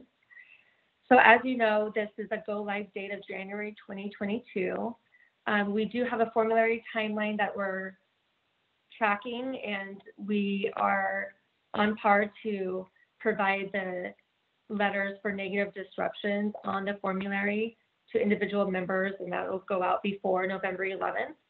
In these letters, it includes alternative products that are on lower cost tiers for the prescriber to consider. We had just under 500 unique PEBB members that were impacted by the formulary change, which was only 2.7% of the total PEBB members that MoDA has. Additionally, there's going to be a network update. We found an opportunity to add Walgreens back into the network, and with the contractual negotiations, CVS is going to be moving out of network. But overall, this provides 45 more pharmacies in network in Oregon within this change. And anyone who's visiting a pharmacy who will be moving out of network will receive notifications giving them the 3 nearest pharmacies based on their geographic location. Any critical access pharmacies in rural Oregon is in network, and of course that is very important. And so new identification cards are going to be issued in December, but if a member goes to the pharmacy after the 1/1 start date and forgets their new card, there's going to be a message to the pharmacy to have them run with the correct processing information. All will be given in that message, and that really will keep the member out of the middle, so they won't be turned away. The last few slides will be on future considerations. So Rose, if you don't mind advancing 2 more. Thank you for driving, I appreciate it. So we'll talk about the phase 2 expansion for site of care, and this is something we discussed last time. We found this as a consideration, expanding the site of care to phase 2, which scopes in the therapeutic oncology products, or those used to treat or manage cancer. The recommendation didn't pass at the time we talked about it last year, but it still remains an opportunity. So I just wanted to touch briefly on this. So we know that this space of oncology products, we're seeing huge increase of medical costs and utilization trends. The cost of provider administered medications, including these medication or oncology, varies significantly from the sites of service like we've seen for the other medical site of care drugs. So this, again, would just be few agents scoped into the current program that would steer members to a most effective location for treatment. We do not include these agents today. We only include the supportive oncology that prevents side effects. So if we move forward to scope in these medications to the existing program, we'll focus on single agent medications with short administration times and frequent administration. We'll avoid agents that require routine pre-medications before the therapeutic oncology agent is given, or those that have frequent treatment labs required, or that resuscitation equipment is required. So it'll be a very narrow list of medications that would fit this list. So we will certainly put this in the renewal for a consideration again, but just wanted to bring that forth as we look forward to phase 2 expansion for other lines of business at MODA. And then lastly, Rose, on the last slide, I wanted to touch upon 2 other things. So continuous glucose monitors and related supplies, we're going to see this in the pharmacy renewal. Currently, the glucose monitors that fall within this realm are those that test your blood sugar levels consistently and decreases the need for finger sticks. And they alert you when your blood sugar is too low, and also, see how long you've stayed within that low blood sugar range. And it's great to share with provider information as well. Currently, these agents are covered both under medical and pharmacy. The recommendation is to carve out of medical and cover only under pharmacy. And we would still continue to apply the medical necessity criteria that's in place to ensure that the people who need the CGMs are the ones who are receiving it. And as this space continues to evolve, there's more rebate opportunities that have come available for these CGMs, and we only can capture that opportunity under the pharmacy side with the way billing is compared to medical billing. And so there's 2 main CGMs on the market, Dexcom G6 and Freestyle Libre. Currently, they're both preferred, and we're able to collect rebates on both of them. So again, we'll do an actuarial analysis for the renewal. We'll examine potentially waiving the member cost share to the pharmacy side for these agents. That's done on the medical side, and there'll be more to come on that. And lastly, I wanted to touch upon emergency cellular and gene therapy. So this is something we examined last year, and these therapies manipulate expression of a gene or alters biological properties of the living cells that cure or treat rare diseases. And this was touched upon briefly earlier, but these are rare genetic diseases. In fact, it's so rare that clinical quality of care is the utmost importance, because a hospital may only see one patient in multiple years. And so identifying a center of excellence where perhaps they conducted the study, or they have more patients that are treated with these rare disorders, we'll go to and see.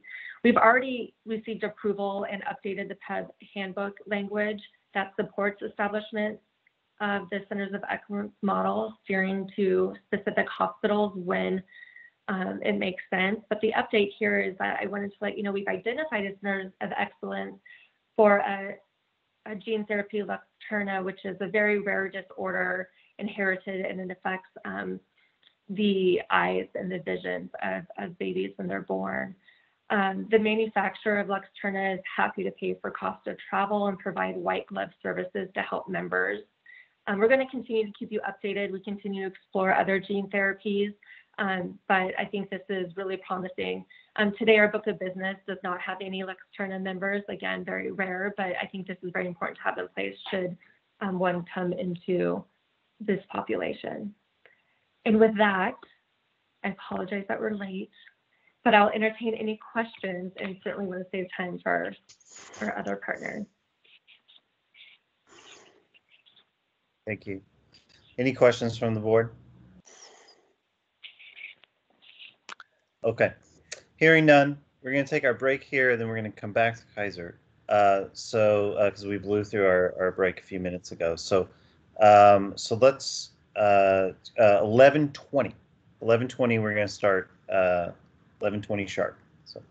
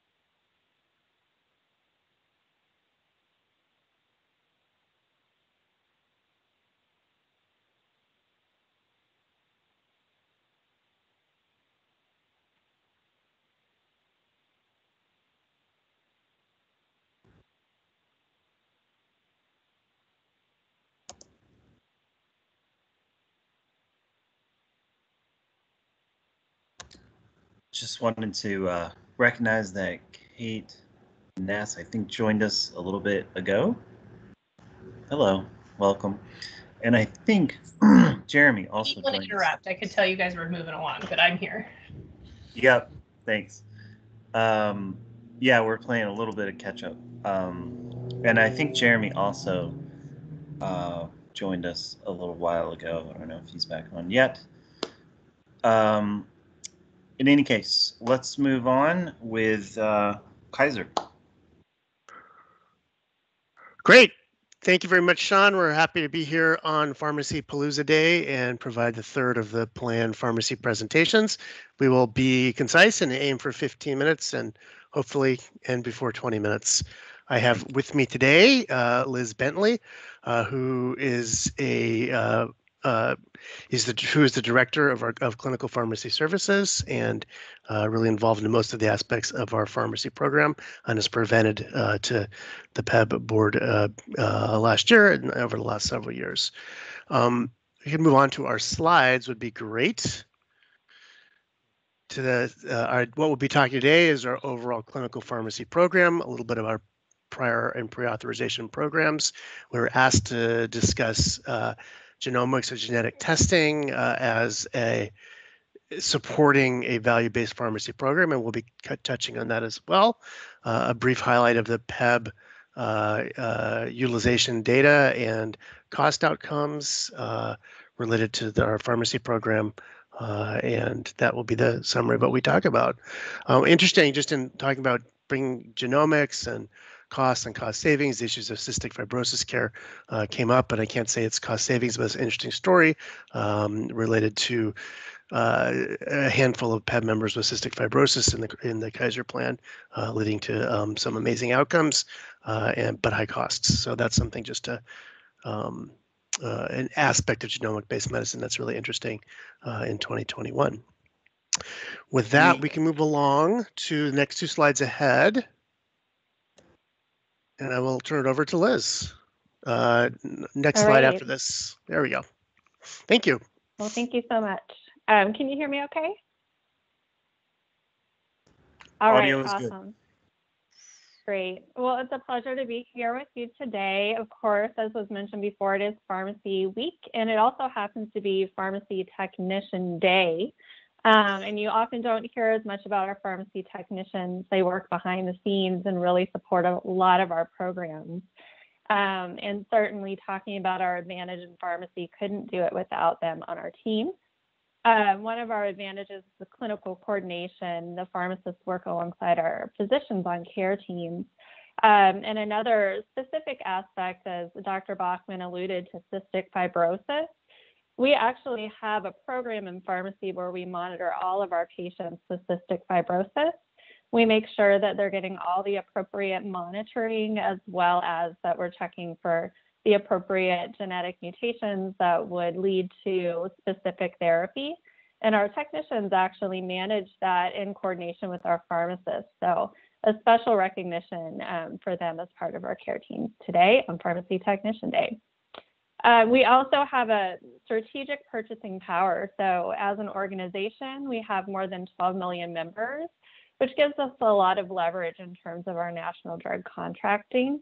And we do align our formulary, so we're able to move our patients to our preferred medications in coordination with our physician partners. We also perform a lot of medication monitoring that goes hand in hand with our EHR integration. So I mentioned before, we have our CF program. We also, another high cost drug area is our biologics used for things like rheumatoid arthritis and associated conditions. We have a pharmacist that works with that team as well to really make sure patients are getting the most benefit from their medication, evaluate any needed switches, and optimize therapy. So we monitor every single patient on biologics in our system from a pharmacy perspective in conjunction with our specialists. We also pride ourselves on our evidence-based formulary alignment. We build our guidelines into our prescribing system, so everyone has all the same information at the point of prescribing. And we also have a national specialty pharmacy that is aligned with that guideline-based therapy. and helps to monitor and support our patients. That's a mail service, and we also have our local Kaiser Northwest mail service that is best in class. Next slide, please. And please insert any questions anytime that you have them. I'm going a little bit fast because I know time is a bit short today. So this is really just a visual depiction of how things work in terms of the formulary development, where we review evidence. That is what informs our purchasing and our benefit design. And then we also follow our evidence-based protocols and prescribing. This carries through to pharmacy at the point of dispensing and providing patient education necessary for those medications. And then on the back end, our drug use management program tracks and trends our utilization. So that's where we really look and evaluate for any opportunities for cost savings that I'll go into a bit more later. Next slide. All right, so the question about prior authorization, we have several different approaches. The first is our criteria-based consultation, which is what you probably think of as a more traditional prior authorization. And this is for our outpatient dispensed medications. For example, cystic fibrosis medications do have prior authorization criteria. And we do embed those into the EHR rather than using a lengthy process, just to make sure that the patient doesn't get caught in the middle of that. It's really part of the overall care decision.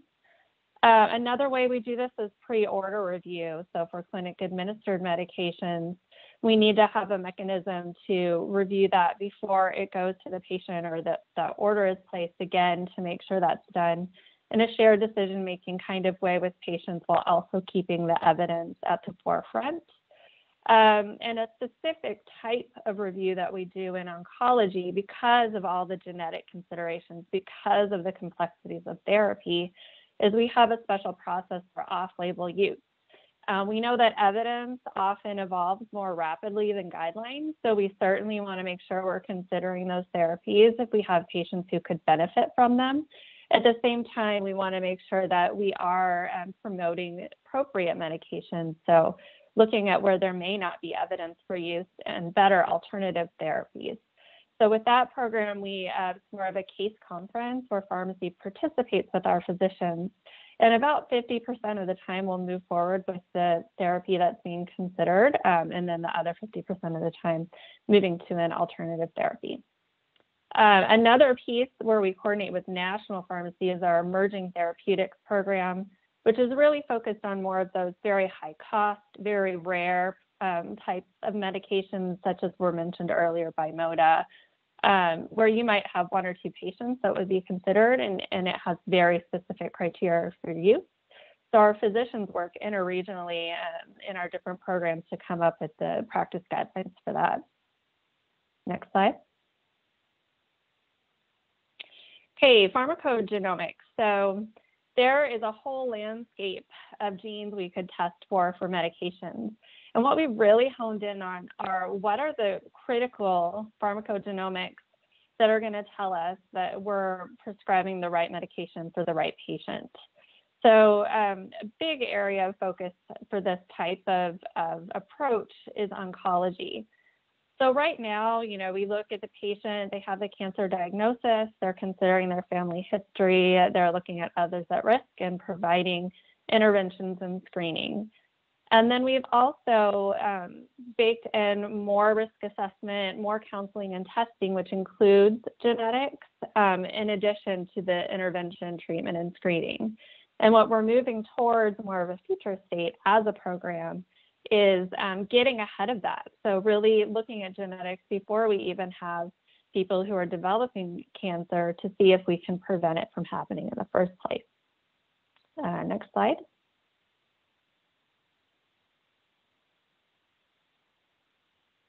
All right, so how do we take a bit of a different approach?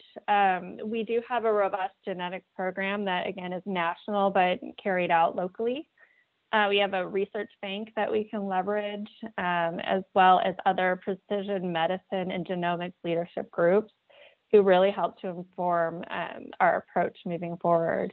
And a unique opportunity that we do have is, since we have our own school of medicine, it allows us to really bake that in at the time of training seminar physicians, we always hope that they will consider KP and stay with the organization, will already have that background and information as they move into their careers.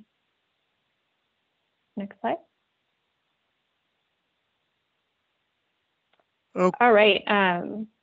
There you go, Dr. Bachman. I'll take this. It's what we've heard so far. Really, just the bottom line is that in a integrated value-based program, whenever a medication is used, there's a pharmacist somewhere directly working with a member or working behind the scenes to make sure that our drug program is being used most efficiently and most effectively, whether those are clinical pharmacists working with members with chronic conditions such as diabetes or cardiovascular disease prevention, or with our more higher cost programs in oncology, HIV care, or rheumatology programs.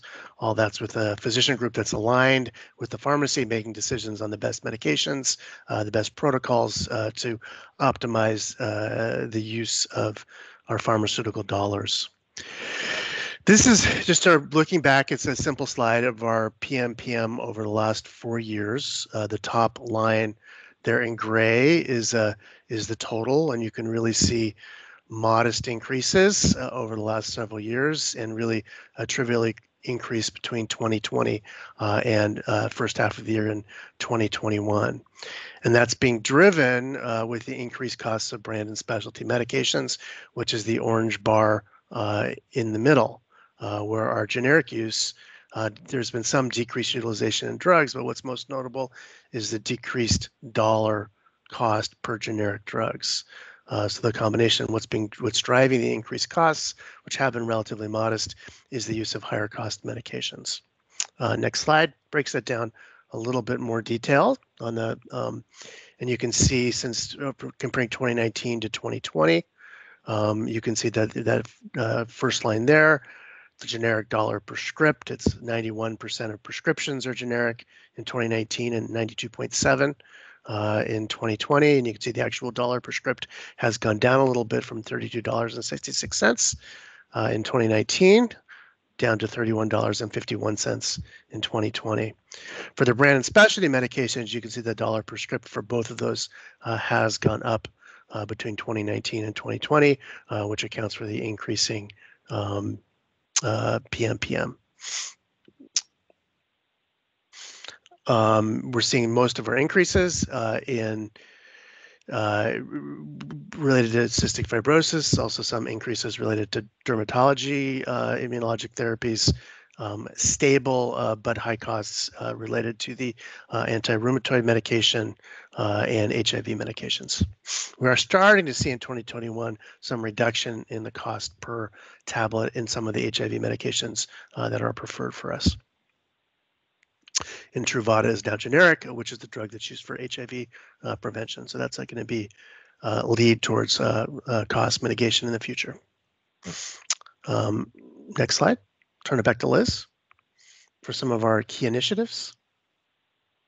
All right. Well, thank you. And I had mentioned our strategic purchasing earlier, as Dr. Bachman covered. We did have some good wins in the HIV space, which is leading to some reduction in costs there. Generic drug utilization, definitely still promoting that. I did want to emphasize too that we do our own evaluation and testing of our generics, and we like to try to stay with the same products. For one, less confusing for the member, they're getting the same product every time. And also we're ensuring we have the highest quality generics out there. We do have some other efforts similar to prior authorization. We look at quantity limits if appropriate. We also do half tabbing or dose consolidation. Sometimes if things are flat priced, we can get some easy savings that way and keep members on the medications that they need. We also look at therapeutic conversions and what we call medication optimization. So this is where I mentioned earlier, we might have patients on a biologic, and we can see from their physician notes and talking with the patient that maybe they're not getting the most benefit out of that, and we can work at switching them to a medication that will be more effective and oftentimes also less expensive. We also have market-leading uptake of biosimilars. Our current rate of biosimilars in use in our region is 97%, and we've been able to save several million every year in that sphere. So this savings that we're showing here is really for our entire program. And I do want to emphasize this is all actual savings as opposed to cost avoidance. There's no cost avoidance baked into here. So if we add that in, it would be even more, but we tend to be around 25 to 30 million for the year, depending on our opportunities. Next slide. And just wanted to also bring home that all these quality and safety programs in pharmacy are tied in with our entire integrated program. And it's really hard to separate these from our cost savings programs because it's really integrated. It's all part of the picture. So for example, medication adherence, we're keeping members on those medications. So it's reducing their cost of care in the long run by making sure that they're able to maintain their adherence on those medications. And we actually talked to some patients last night in a focus group, and we always look to get feedback from our patients on what's working well, what can we do better to support you in those types of things. Also supporting members during our transitions of care when they're likely or more likely to have a medication event. We have pharmacists that are doing those reviews. We also have pharmacists in several specialty care areas. We have an anticoagulation care management program. So it's a pride point for us that our time in therapeutic range is above 75%. The national average is about 65%, so really showing the safety and quality of that program. We have safety nets, like I mentioned earlier, the one we have for cystic fibrosis, where we make sure patients are getting appropriate monitoring. We have a refill management program where we assist physicians in getting the refills approved, but also making sure that, again, all necessary lab work or monitoring has been done. And then opioid use improvement and risk mitigation. We've had consistent decreases in our prescribing of opioids and other controlled substances over the years. But I did also want to emphasize that also comes with empowering our patients with skills and alternatives to help to manage their pain and or associated conditions. And, you know, proud to say that we have national partnerships with organizations outside of Kaiser. For example, I participate on a committee with the National Academy of Medicine and Telemedicine and Pain Management, which is great because we can bring those learning back to our teams and our programs. So this really just illustrates the coordination across our pharmacy teams to integrate with the rest of the health system and our physician partners to provide quality care and as well as the cost management piece. All right, and I believe we have one more wrap-up slide. Sorry, Dr. Bachman, I can't hear you. I was just putting a plug in for our opioid use management program, saying any physician can easily reduce the number of tablets or medications they're providing their patient, but to do it in a way that you're actually improving pain management, supporting people's anxiety, increasing their education around their medication and their painful condition, and lowering their fear while you're reducing the medication is a real art. And our pharmacists are quite skilled and great partners in that work. Thank you. And then in terms of what are we going to do, what are our future plans, really we want to continue to leverage our strategies, promoting affordable care, leveraging our EHR, monitoring outcomes. And you know, I say this all the time, but really if we find an opportunity that we're ready to jump on, we're going to work on it now. We're not going to put it in our future plans. So we're always forward thinking, always evolving and creating new strategies. Next slide. All right, and briefly to highlight our mail order pharmacy industry leading rates here, we're at 65.4% overall, and PEBB is a little bit higher. For that, I believe, was it 66%, Dr. Bachman? Yep. Yeah. So this is really a convenience factor. You can order in multiple ways. It is a savings for our patients in that they get a 90-day supply for the price of 60 days. And really fast delivery times. Our average turnaround time is a little over 2 days, and often patients will get it within 1. Next slide.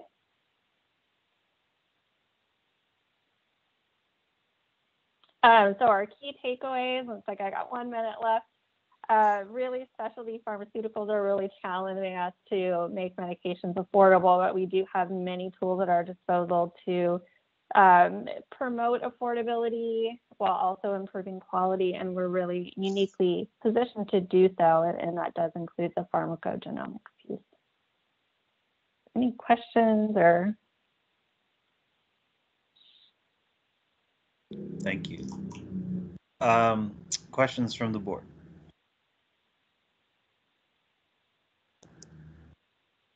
All right, thank you. Thank you all for your presentations. Let's continue on with Mercer's Pharmacy Benefit Trends. Yeah, well, good morning, everyone. I'm Kendra Lofgren. I'm the Mercer pharmacist who heads up our West Market pharmacy practice. It's a pleasure to be back again this year on Pharmacy Month for the board. If you can go ahead and move the slide forward. So today I'm going to take a little bit higher level and more marketplace look at what's happening in the pharmacy space. I am going to start by talking a little bit specifically about some pharmacy benchmarking work that our team did specific to PEBB. And I want to speak a little bit about some of the pharmacy benefit landscape things that have occurred since the last time we gathered last year, and focus for a moment on some regulatory trends as we're seeing some real upticking in that particular space. And then close out by talking a little bit along the same theme that some of the vendors have already spoken about, and that is the gene and cellular therapy specific to the pipeline that's forthcoming and some of the activities around that and considerations. So if you can advance to the next slide. So to start out, I do want to take a moment and share that our pharmacy practice is made up of clinicians such as myself, but also financial consultants as well, who focus specifically on financial evaluations in the pharmacy space. We were engaged by the PEBB board to take a look at the competitiveness of the pharmacy program for the MODA and Providence Health Plan carve out pharmacy arrangements that are in place. So Dan Jacoby on our pharmacy team, and I think Dan may be on the call this morning in case there were any more specific detailed questions, but he and a couple of our colleagues on the team conducted this benchmark evaluation. And essentially what we do is we look across the national benchmarks that we have available through the Mercer pharmacy practice, look for similar type program and plan structures, and then put a benchmark range together for what we would expect to see for pricing discounts across all the channels being retail, pharmacy, any retail 90, mail order, specialty type of channels of fulfillment for members. And then we also look at dispensing fees, as well as administrative fees and rebates that are offered through the programs. So if you look over on the left of the slide, if we look at the MODA program specifically, their dispensing and pricing discounts were strong discounts, and they definitely yield better than our Mercer benchmarks. So that by about 5.1%, which equates to a little over $1.2 million, which is favorable. When we look at rebates and administrative fees, this was an area where their performance was a little less favorable than market. So because of that, if we factor that in with the pricing discounts and dispensing fees, favorable performance, kind of the overall performance was, they fell a little bit short of the lowest benchmark by about 2.4%. So that was where MODA landed with regards to looking at the marketplace benchmarks. If we looked at the Providence program specifically, they they also yielded pricing and dispensing fee savings to the PEBB program by about 3.5%, or based on their enrollment, about 4.9 million in savings. Administrative fees in this case as well were higher than the market by about $500,000. There was some reduction in the administrative fees as a result of some of the benchmark activities, and that fee reduction of $1 PEPM yielded about just a little over $440,000 for the forthcoming program year.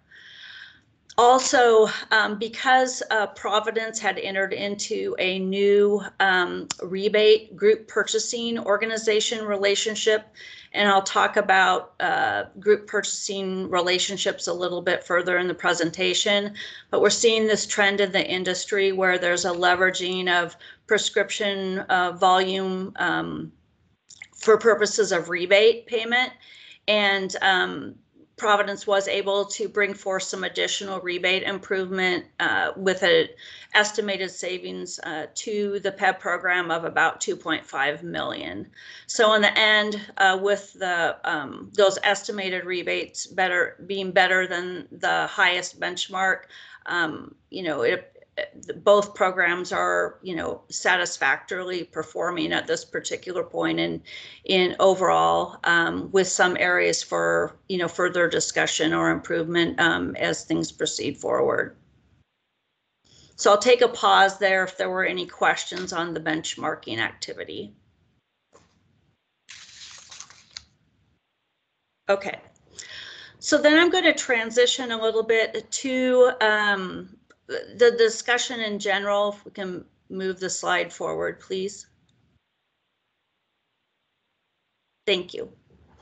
So I just want to take a step back and talk about the pharmacy landscape in general. There is a lot going on, and so it can get very overwhelming, I think, for groups and for clients when you start trying to take a look at this and the different components of all the moving parts that are going on.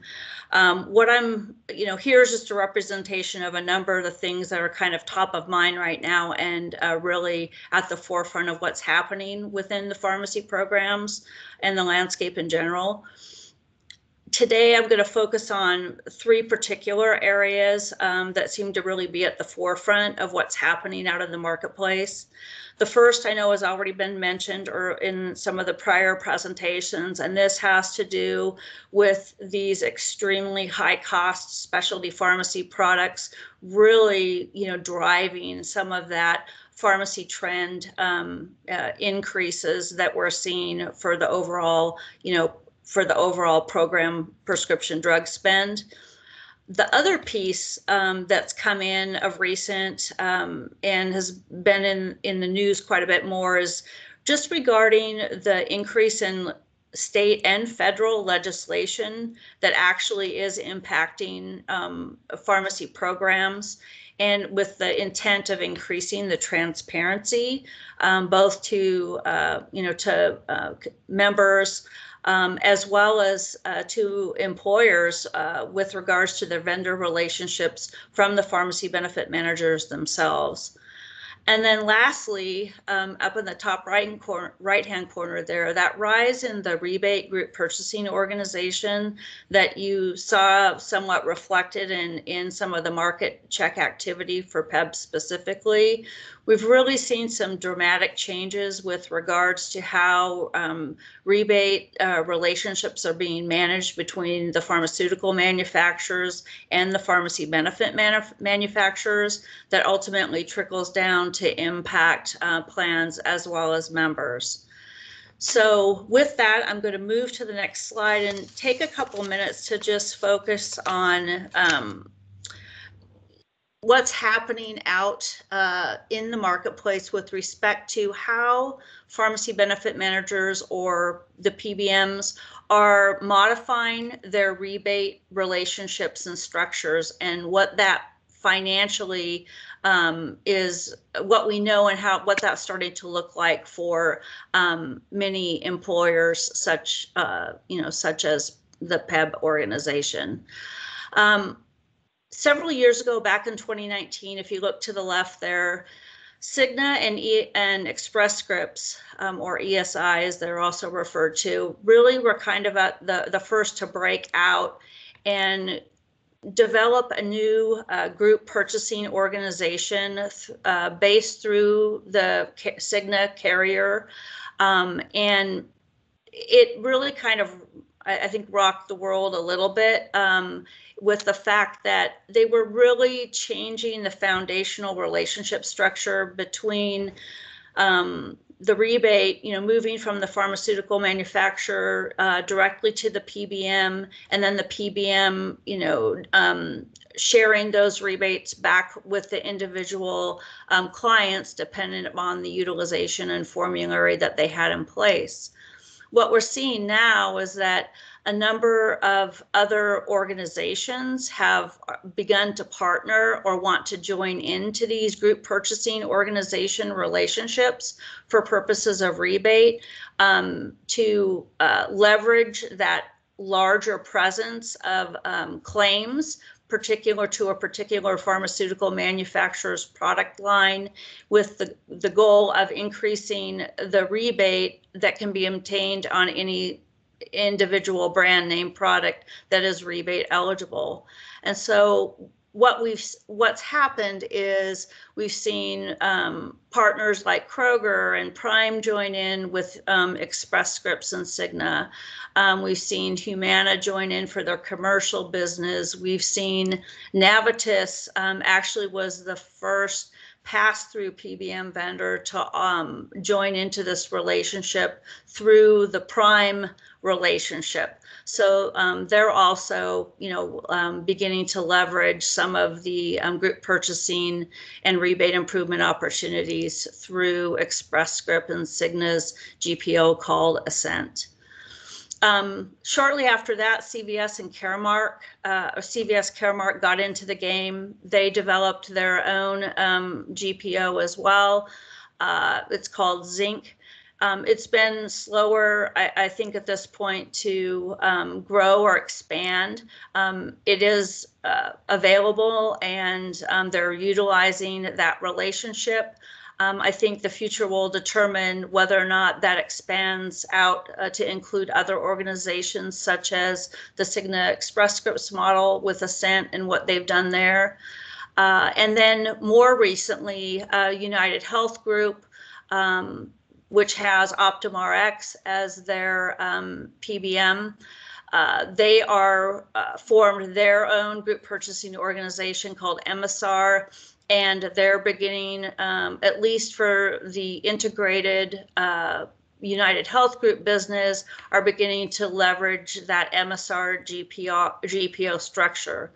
So the reason this is important is that when the PBM itself in these GPO relationships is kind of moved out of that equation of negotiating and receiving that rebate directly from the pharmaceutical manufacturer, it potentially creates some transparency and or contracting types of concerns that need to be, monitored and potentially addressed. Because what happens is the pharma manufacturer now contracts with the GPO, so that the PBM no longer holds the contract with the pharmaceutical manufacturer. So it creates some concerns with regards to the visibility and transparency of those relationships and how that pharmaceutical manufacturer revenue is passed on down at the plan level, as well as the audit capabilities and some potential requirements to revisit audit language and contracts and that sort of thing with respect to the ability to audit those manufacturer level contracts. So this is a big deal. Rebates are a big component of the financial picture for pharmacy programs. And so as we're watching these changes in the market, we're definitely, keeping an eye on this.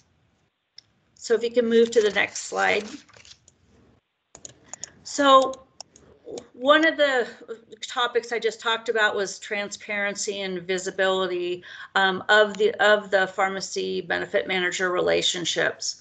And so it is interesting that in the last few years, we've really seen an uptick in both the federal and the state legislation that's been either put forth or actually put into law in an attempt to put some type of requirements around the conduct of the PBM industry, especially as it pertains to transparency. And so this slide really just kind of summarizes, you can see the number of states that have enacted some type of PBM or business practice legislation is 48. And over the last 5 years or so. And then total laws enacted is about 211.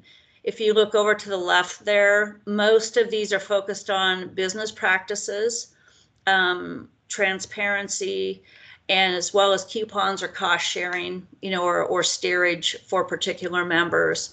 So I think here we're beginning to see that regulation in this industry is we expect that it's going to continue to increase, and we definitely are seeing that over the past few years. And down at the bottom, there really isn't anything specific to the PEBB population, but I did just highlight, as an example, we're even looking at affordability legislation, and we are seeing, insulin cost share types of programs that are taking, Oregon is putting one into effect for, fully insured plans at the beginning of the year. Again, kind of capping those insulin costs. And that, it seems like when one state enacts a law like that, many others follow when there's success in one state. So I would expect that we're going to continue to see this increase pretty dramatically over time. And then I'm going to transition now, kind of change gears a little bit and move to the theme of the gene and cellular therapies. If we can move to the next slide. I know the previous conversations have talked a lot about gene and cellular therapy and the specificity of those therapies and how they work, and also the very special kind of oversight in providing the administration of these particular drugs and making through the pharmacogenomics that were talked about previously in the Kaiser presentation around making sure that the correct drug aligns with the member's medical condition so that you get that optimal outcome. And so, we're seeing gene therapies, this amazing science really starting to come forth with some pretty hefty price tags. And if you go to the next slide. Thank you. So this slide just shows the gene therapy pipeline of forthcoming drugs. And I'm not going to go through each and every drug, but I think the point here is that oftentimes these very high cost therapies, the two that we have currently, the Luxturna that was mentioned before, and Zolgensma for this rare neurological disorder in infants, at a high price tag of $2.1 million, it really sets the requirement of making sure that that there's a good internal infrastructure within pharmacy programs and with the medical programs to determine the best site of care, qualification of the patient's clinical presentation, all those things ahead of these very high cost therapies being administered. And I think this is only going to become more complicated as you look forward to the right there. You can see that the gene therapy pipeline is very robust. A couple drugs started it, but this is something that is not going to, go away anytime soon.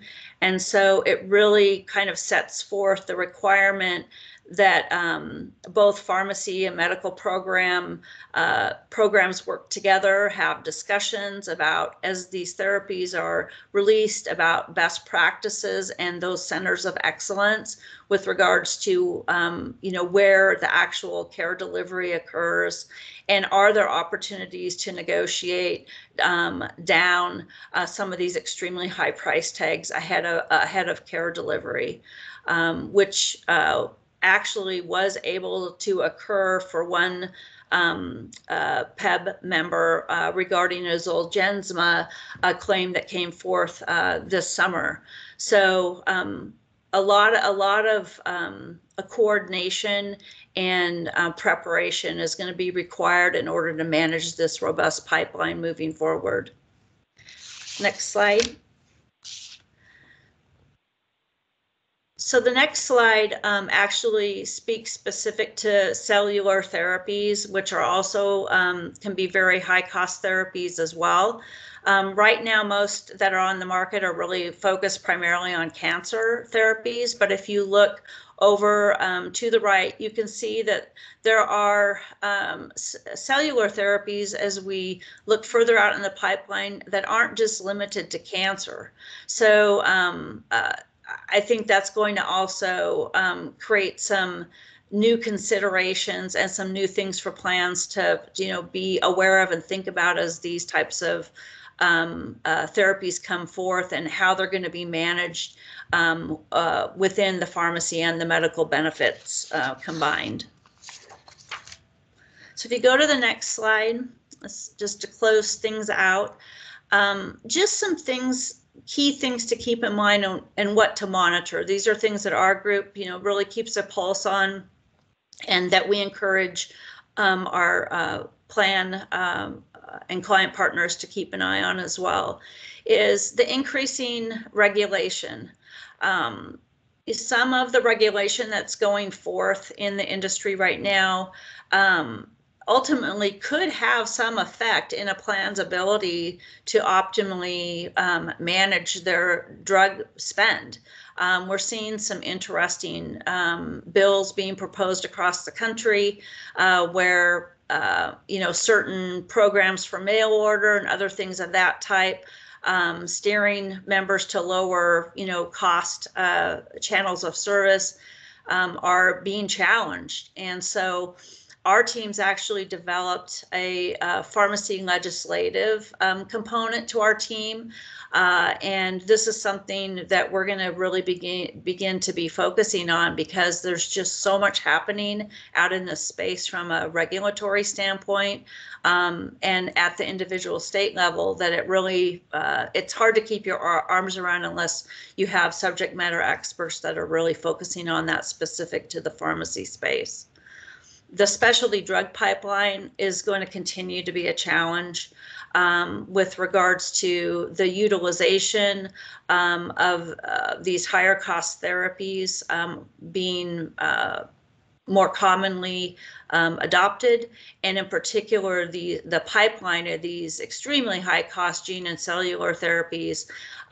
There's going to need to be additional scrutinization and management solutions discussed and put into place to kind of optimally work through those newer drug therapies. The rebate group purchasing organization component and how that's going to change the rebate landscape is something, that's, we're still trying to fully understand what that's ultimately going to look like. We're just beginning to see in 2022 a higher proportion of our book of business associated, the contracts being associated with these group purchasing organizations. So we're watching that very closely and preemptively addressing contractual language and concerns that can impact the financial performance of plans. And I think the last two really, PBMs are looking for new ways to find their revenue streams.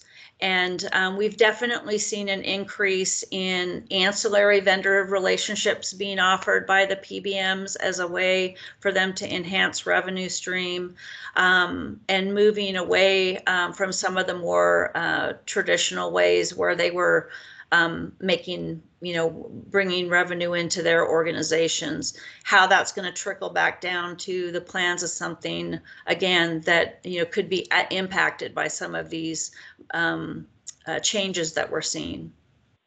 So with that, I'll conclude, and if there are any questions, I'm happy to take them. Thank you for that. Questions from the board?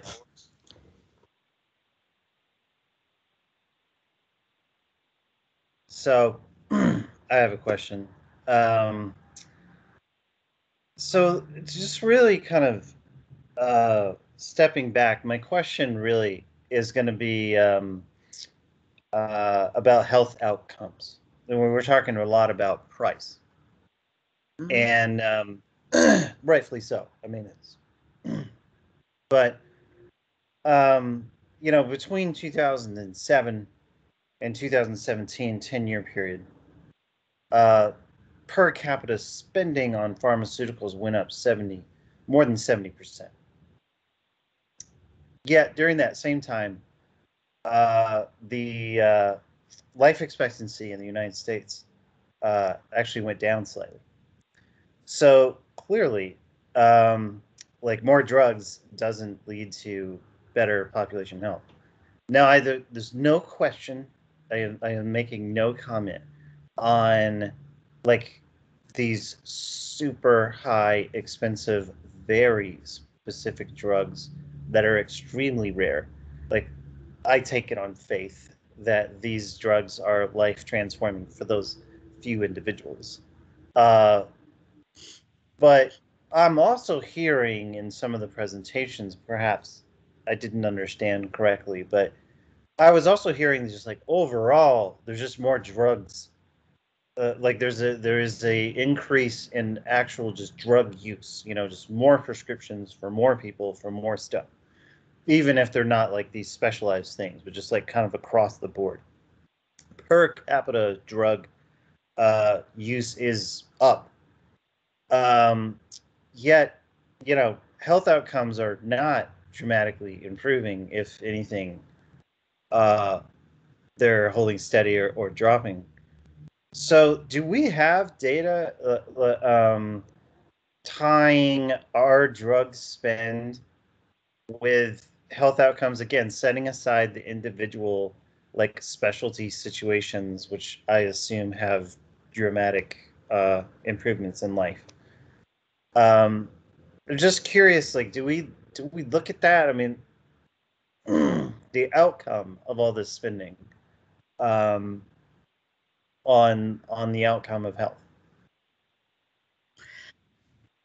So that might be best answered by the carriers themselves with regards to, how they, because ideally you want to look at both the medical data, obviously, and the pharmacy data as well, because your point's valid that sometimes a higher pharmacy spend may be the ideal situation to improve a treatment outcome for a member or prevent a hospitalization or other more costly type of a health episode of some type. But I think, those are things that you'd have to have medical and pharmacy data both to look at, and then have to correlate in some of those diagnoses areas, what that outcome, that treatment outcome may look like. It's not as simple as science, and an analysis as it sounds sometimes. But there are definitely ways that it can be done if you have the correct data sets to look at particular things. I know, like in the area of diabetes, that area in particular, I think there's definitely evidence out in the marketplace that shows that with, improved management of diabetes, you get improved outcomes, delayed, diabetic complications and things that you would normally see if the disease progressed, for instance. But as far as, what that looks like for an individual, the individual members within the population, that would be something that would have to be evaluated, looking at medical and pharmacy data. Our group primarily, in the pharmacy side, if we can look at the pharmacy information and we can work with medical providers to kind of crosswalk or map some of that information.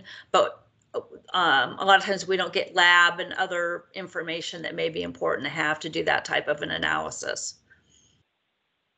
So I might ask that question back to Kaiser and MODA and Providence with regards to what they are doing more comprehensively and looking at all that data and information. I think, Sean, that's something that we could scope out actually and put in the renewal letters to get more information on that and have a follow-up discussion. Mm-hmm. Yeah, because I see Heidi on there, and she might. I mean, I know. So I know that each organization definitely is looking at outcomes and has some information available. I'm probably not the best person to speak more broadly to what they're able to provide. Perhaps that's something that we can follow up on. At a future meeting, just kind of plant the seed. All right. Thank you. Thanks for the presentation. Any other questions from the board? Sean, this is Heidi. I don't know if you just wanted me to comment really quickly on that, or we just wait. High level. Yeah, let's put that on a future conversation, I think. Okay. Is it? Yeah. Now that we're kind of talking about that, that is great kind of question. Like, yeah. It's a great question. Cool. Yep. Thanks. Thank you. Okay. With that, we are going to move on. Our next agenda item is HIM recommendations from our PMAC committee, or the PEBB member advisory committee. And so I wanted to point a couple things out as we get warmed up here. First of all, we are running behind. That is okay. This is a two-part discussion wherever it is that we end up in this conversation today. We will continue it on at our next meeting, so we're okay on that. I just want to point that out, that we don't have to run through everything, and if we don't, we have failed or anything like that. It's going to be fine. We're going to have a good conversation, and we'll keep the conversation going. I do want to invite the PMAC committee members to introduce themselves here right off the bat, so we can get to know you better and start this interaction. Just a reminder and for the record about our PMAC committee, our PEBB member advisory committee has been around, it's probably somewhere around 10 years now, or 9, somewhere in there. And I started off on that committee when it was first formed. And we have a very special dedicated group of folks serving on our PMAC committee. And they've been engaged in some important work on our behalf over the past year. So I'm really excited about this conversation. We owe them a debt of gratitude for the amount of time and energy they've put on this topic. So with that, I want to invite everyone to introduce themselves from the committee, and maybe Ryan, I don't know if you want to kind of help organize that, or if we just want to Yeah, start? the list of attendees is too long for me to pick folks out. Let me start out by just asking you, Sean, and the board. There are two parts to today's presentation. The second part is the most critical part and the longer part, which is we've asked Stephen Neldner from Mercer to recap all of the evidence that PMAC looked at. I feel like that's probably not a discussion we want to just cut off in the middle, and I'll open it up for Stephen to weigh in. So I'm thinking if we don't want to go over today, that I will tee up this first part of the presentation. We'll have the PMAC members introduce themselves, and we can move the evidence discussion, the second part, to next month. To make that work, I will note there are 3 additional parts we're planning on presenting next month. So we will be asking for committee action next month, and I feel like if we move Stephen's presentation, we should account for about 2, maybe 2.5 hours to allow for whatever robust discussion the board wants to have. So what are your thoughts, both the board members, and then Stephen, if you have any kind of thoughts one way or the other, that'd be great too.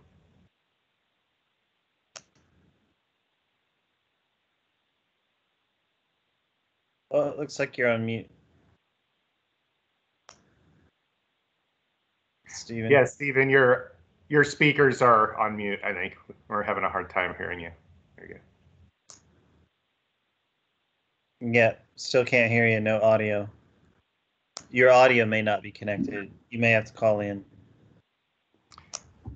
Ali, do you have thoughts on the scheduling? I mean, it makes sense to me that we want to have this is a big conversation that we've been waiting on for a good long time, and want to be sure it has space.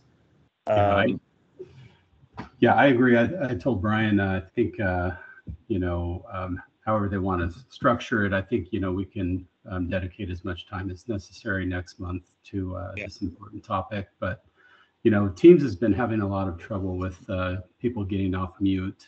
I think it's true. It's not anything specific to Stephen, but as you're becoming blurry, Ali, at least on my screen. Oh, really? Yep. Yeah, I think just having the PMAC members introduce themselves would be good. Okay, and so let's do that. We will have the PMAC members introduce themselves. I will then run through this first presentation, which is attachment 5. I will not go over 5A, which is what Stephen will present. And then maybe for the last couple of minutes, if Stephen, if you do figure out the audio, maybe we'll just have you say an item or two to kind of tee up the conversation for next month, or to preview what we plan on covering. Yeah, that's a good plan. Okay, so with that, I do see a couple of PMAC members. So Greg, why don't you start off, and then you can hand it off. Did I see, was that Angela or Lisa? I think quite. All right. Hello, my name is Greg Klauser. I work for Two Rivers Correctional Institution. I've been a correctional corporal and have worked for DOC for 21 years. And I've been on the PMAC committee since 2015. And for those of you on the board, my application is in to take over for Kim Harmon from AFSCME. So as of next month, I may be sitting on the board. Thank you. I'll jump in. I'm Cindy Peterson. I'm the Associate Director of Benefits at the University of Oregon. I've been at the U of O for a little over 25 years, and I've been on the PMAC committee since 2018.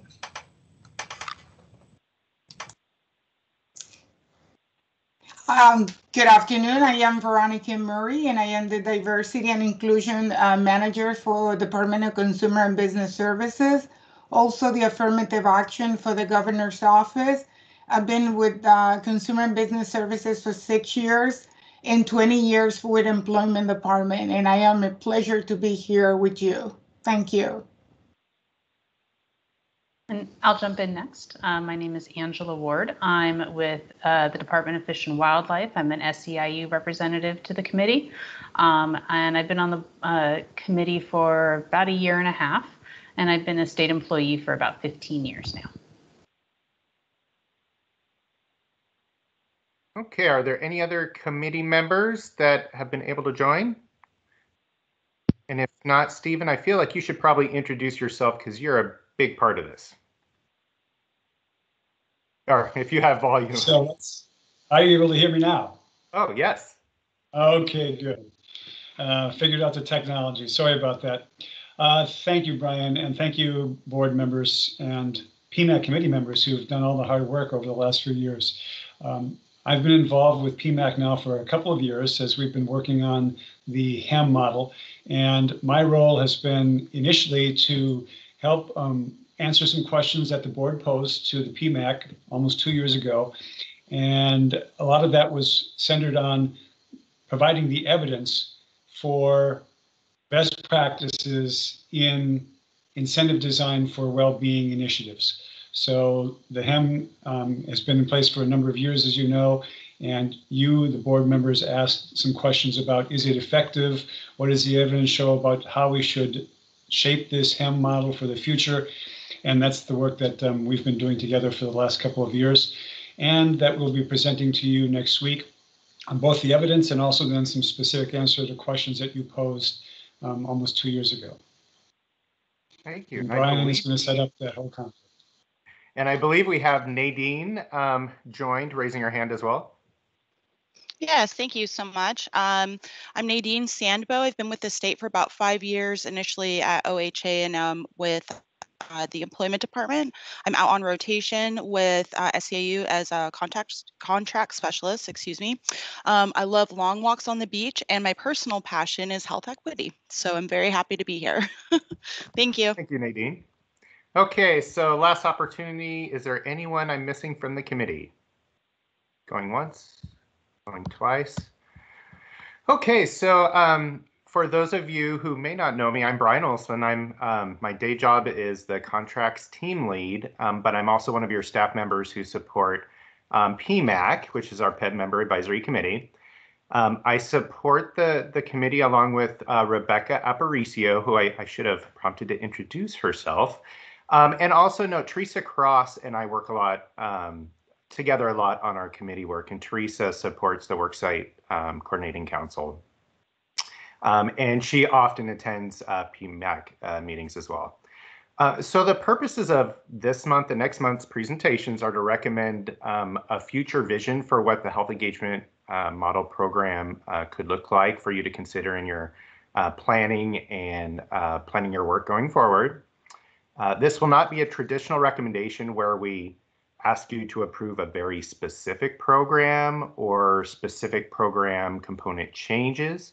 But rather what we'll come back to you with next month, among other information, is painting a picture of what this HEM program could look like at a high level based on the most recent evidence, as well as committee and stakeholder feedback. And then next month, if the board agrees with this future vision for HEM, then PMAC will also recommend that the board either ask or direct staff to prioritize all the various implementation activities related to that body of work, such as an RFP, among all our other important projects, and to also provide additional guidance to PMAC regarding what the board thinks its role should be, not only in terms of developing the specifics of this future program and maybe designing some of the requirements in any related procurements, but also some guidance on what the board would like PMAC to focus on in the interim while this long-term vision for HEM could potentially be built. So next slide, please. Oh, you're already there. Sorry, Rose. I jumped the gun.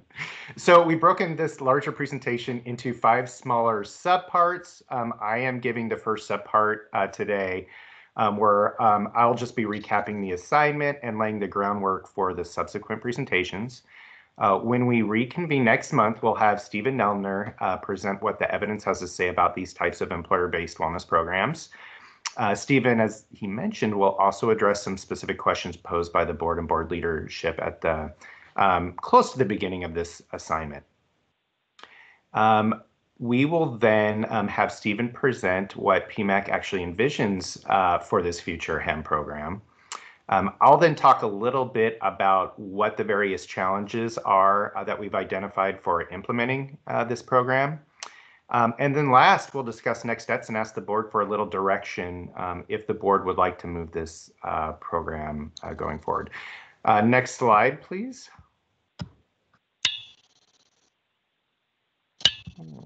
Okay. So first of all, PMAC is a joint labor management committee that provides advice and feedback to the board and staff. And Sean, your memory is serving you well. It was created through the 2011-13 CBA process. That's collective bargaining, so that is 10 years by my rough calculations. Next slide.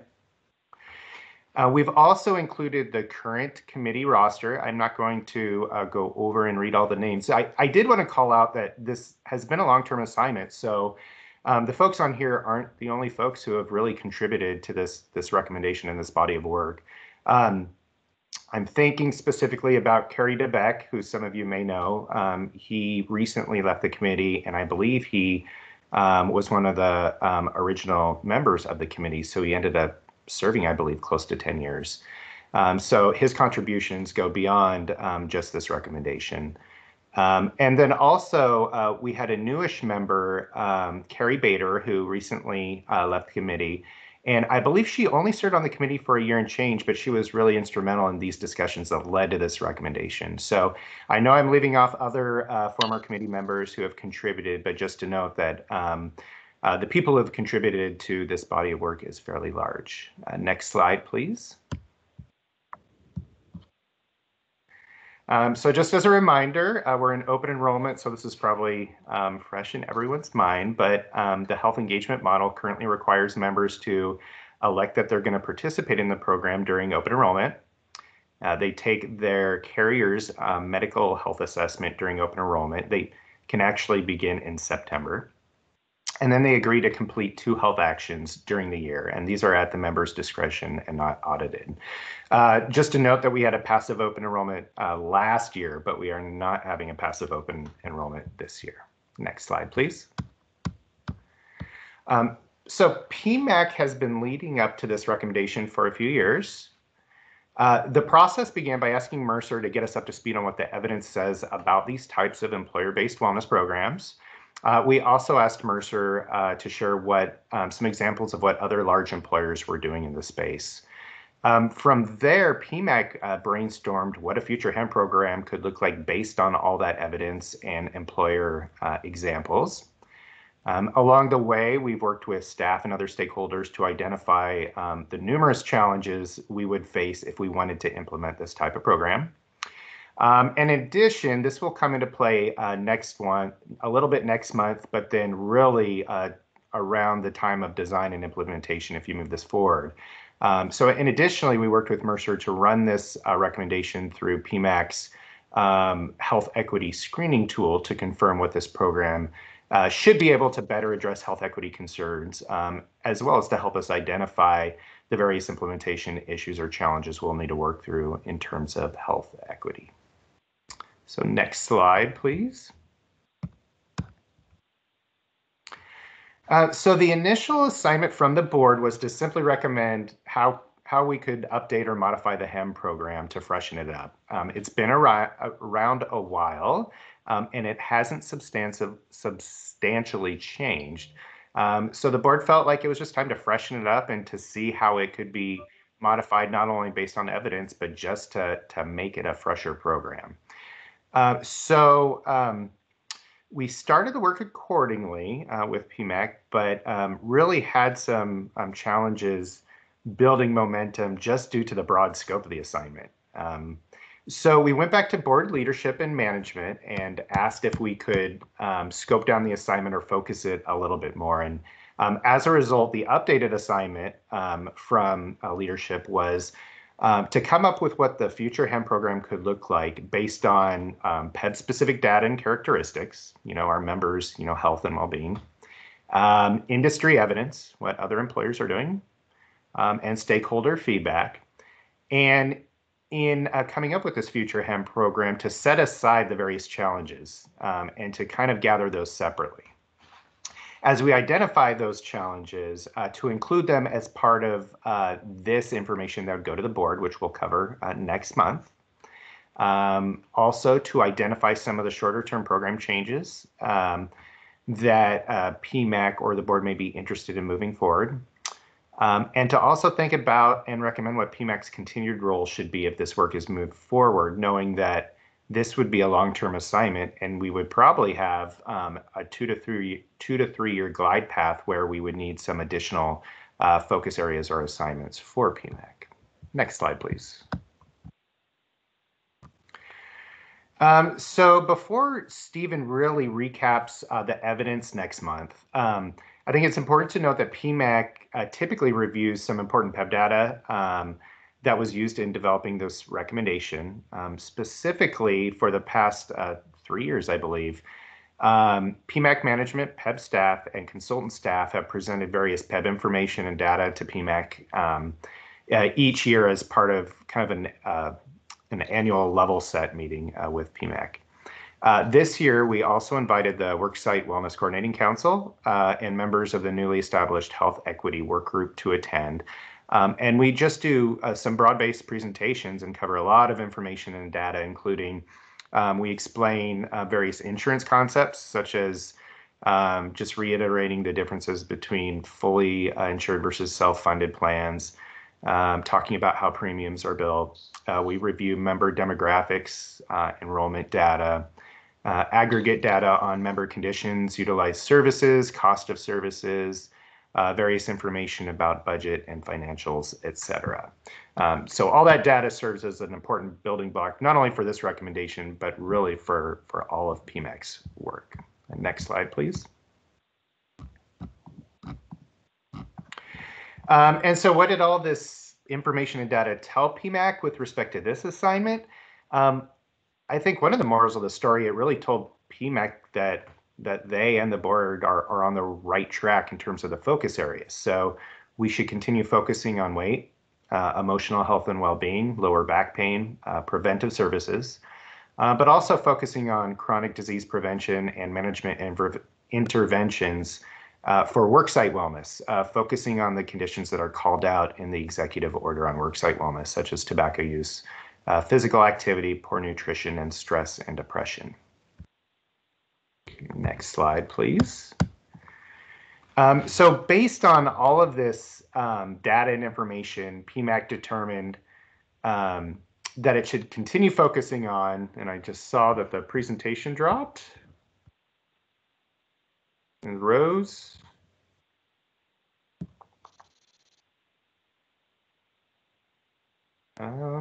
Can anyone see the presentation? No. Well, I'm on the second to last slide, so let me pull it up here. Yep. Oh, there you go. Okay. It's back up. So based on all this data and information, PMAC determined it should continue focusing on educating members on how to access and utilize available benefits, more specifically doing this through the health equity lens. Continue supporting our partnerships with various stakeholders, including Uplift Oregon and the Worksite Wellness Coordinating Council, as well as other groups. And to continue incorporating program requirements or offerings into HEM that assist our diverse membership in accessing the services and benefits that are critical in addressing the most prevalent conditions. Okay, and the last slide really is this is the handoff point where I would hand it over to Stephen to present what evidence was reviewed in developing this recommendation. Since we won't be doing that today, let me take a step back and just ask the board, are there any questions just about the assignment and what we'll be tackling next month?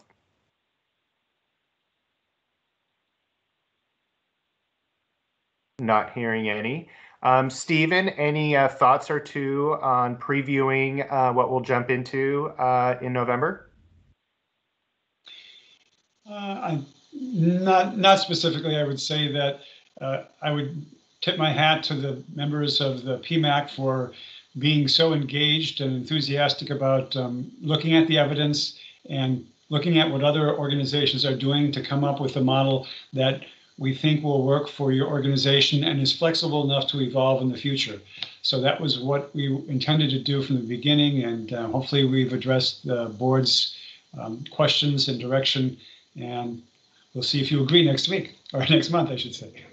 Thank you, Stephen. Thank you. I'd like to echo that.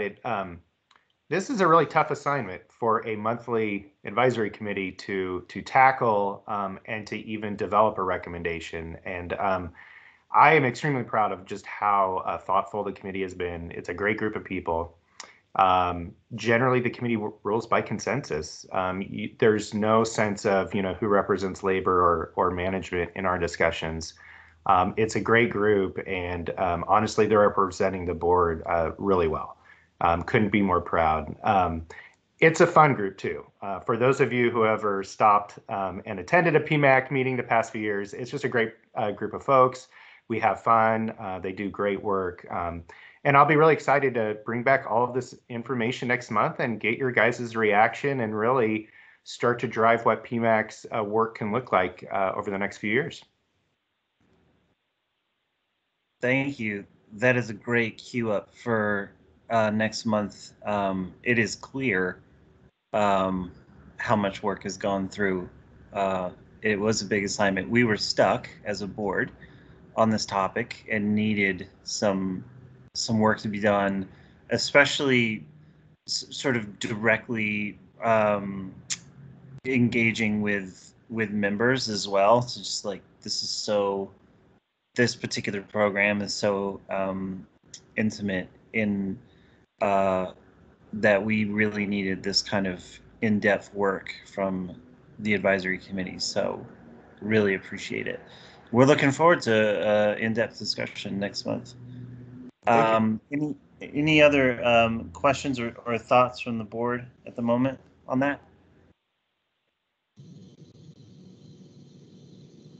Sean, this is Ollie. I would just echo, I think the sentiments of Brian. The PMAC committee we've leaned on them a lot over the last 2 years, and it's going to actually increase over the next year with our Health Equity Committee. And it couldn't ask for a better group of people to work with. And, I think, I don't know who was around in 2011, 2010, when the first Health Engagement Model Program was established, but I think it was created, in like 2 or 3 months and rolled out very quickly and resulted in many lawsuits. And so I think taking a more deliberate approach, really involving all the stakeholder groups that we work with, will result in a much better product. So I'm excited for next month. Thank you.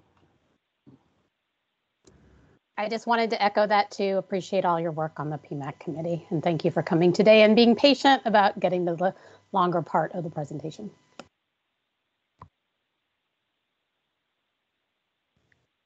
Well, thank you, everyone. No other comments from here. So if there's no other questions, I appreciate the time. Thank you.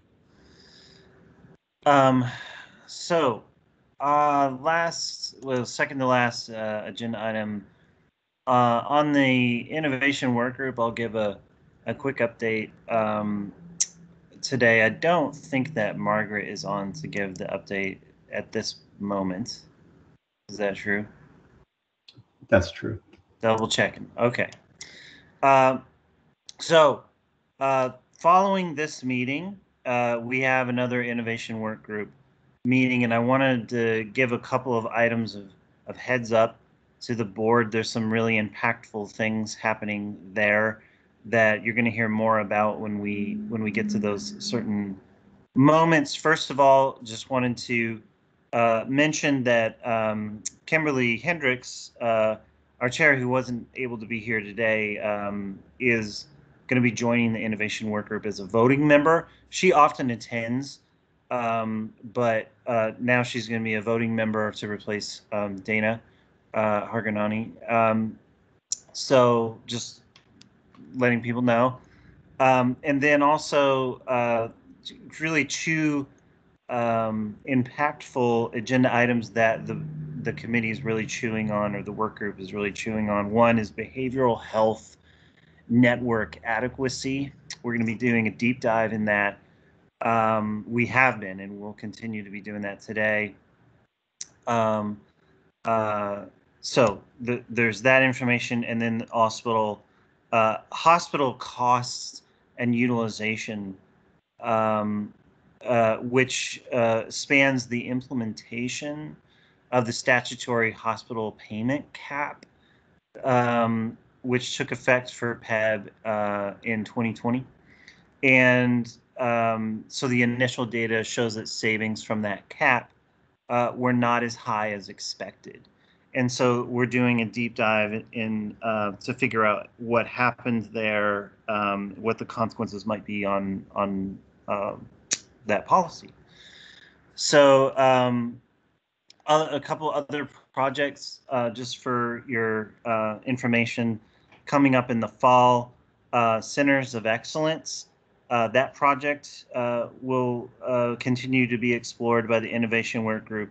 Value-based payments, and the hospital payment cap financial audit will be considered in the Innovation Work Group. So quite a few big meaty topics for the Innovation Work Group to explore, and we'll keep bringing information back here in more detail as it's appropriate.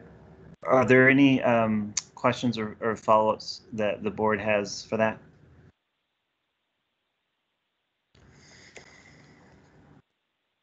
Okay.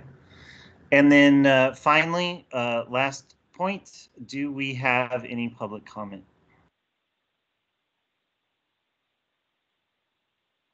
I don't have any public comment, Sean. Okay, no one signed up. I don't see any hands. Okay. In that case, we will end here. Thanks everyone for your patience and flexibility today, and for a lot of information to absorb and presentations put together. Really appreciate it. Thanks everyone. Meeting adjourned. Thanks, Sean.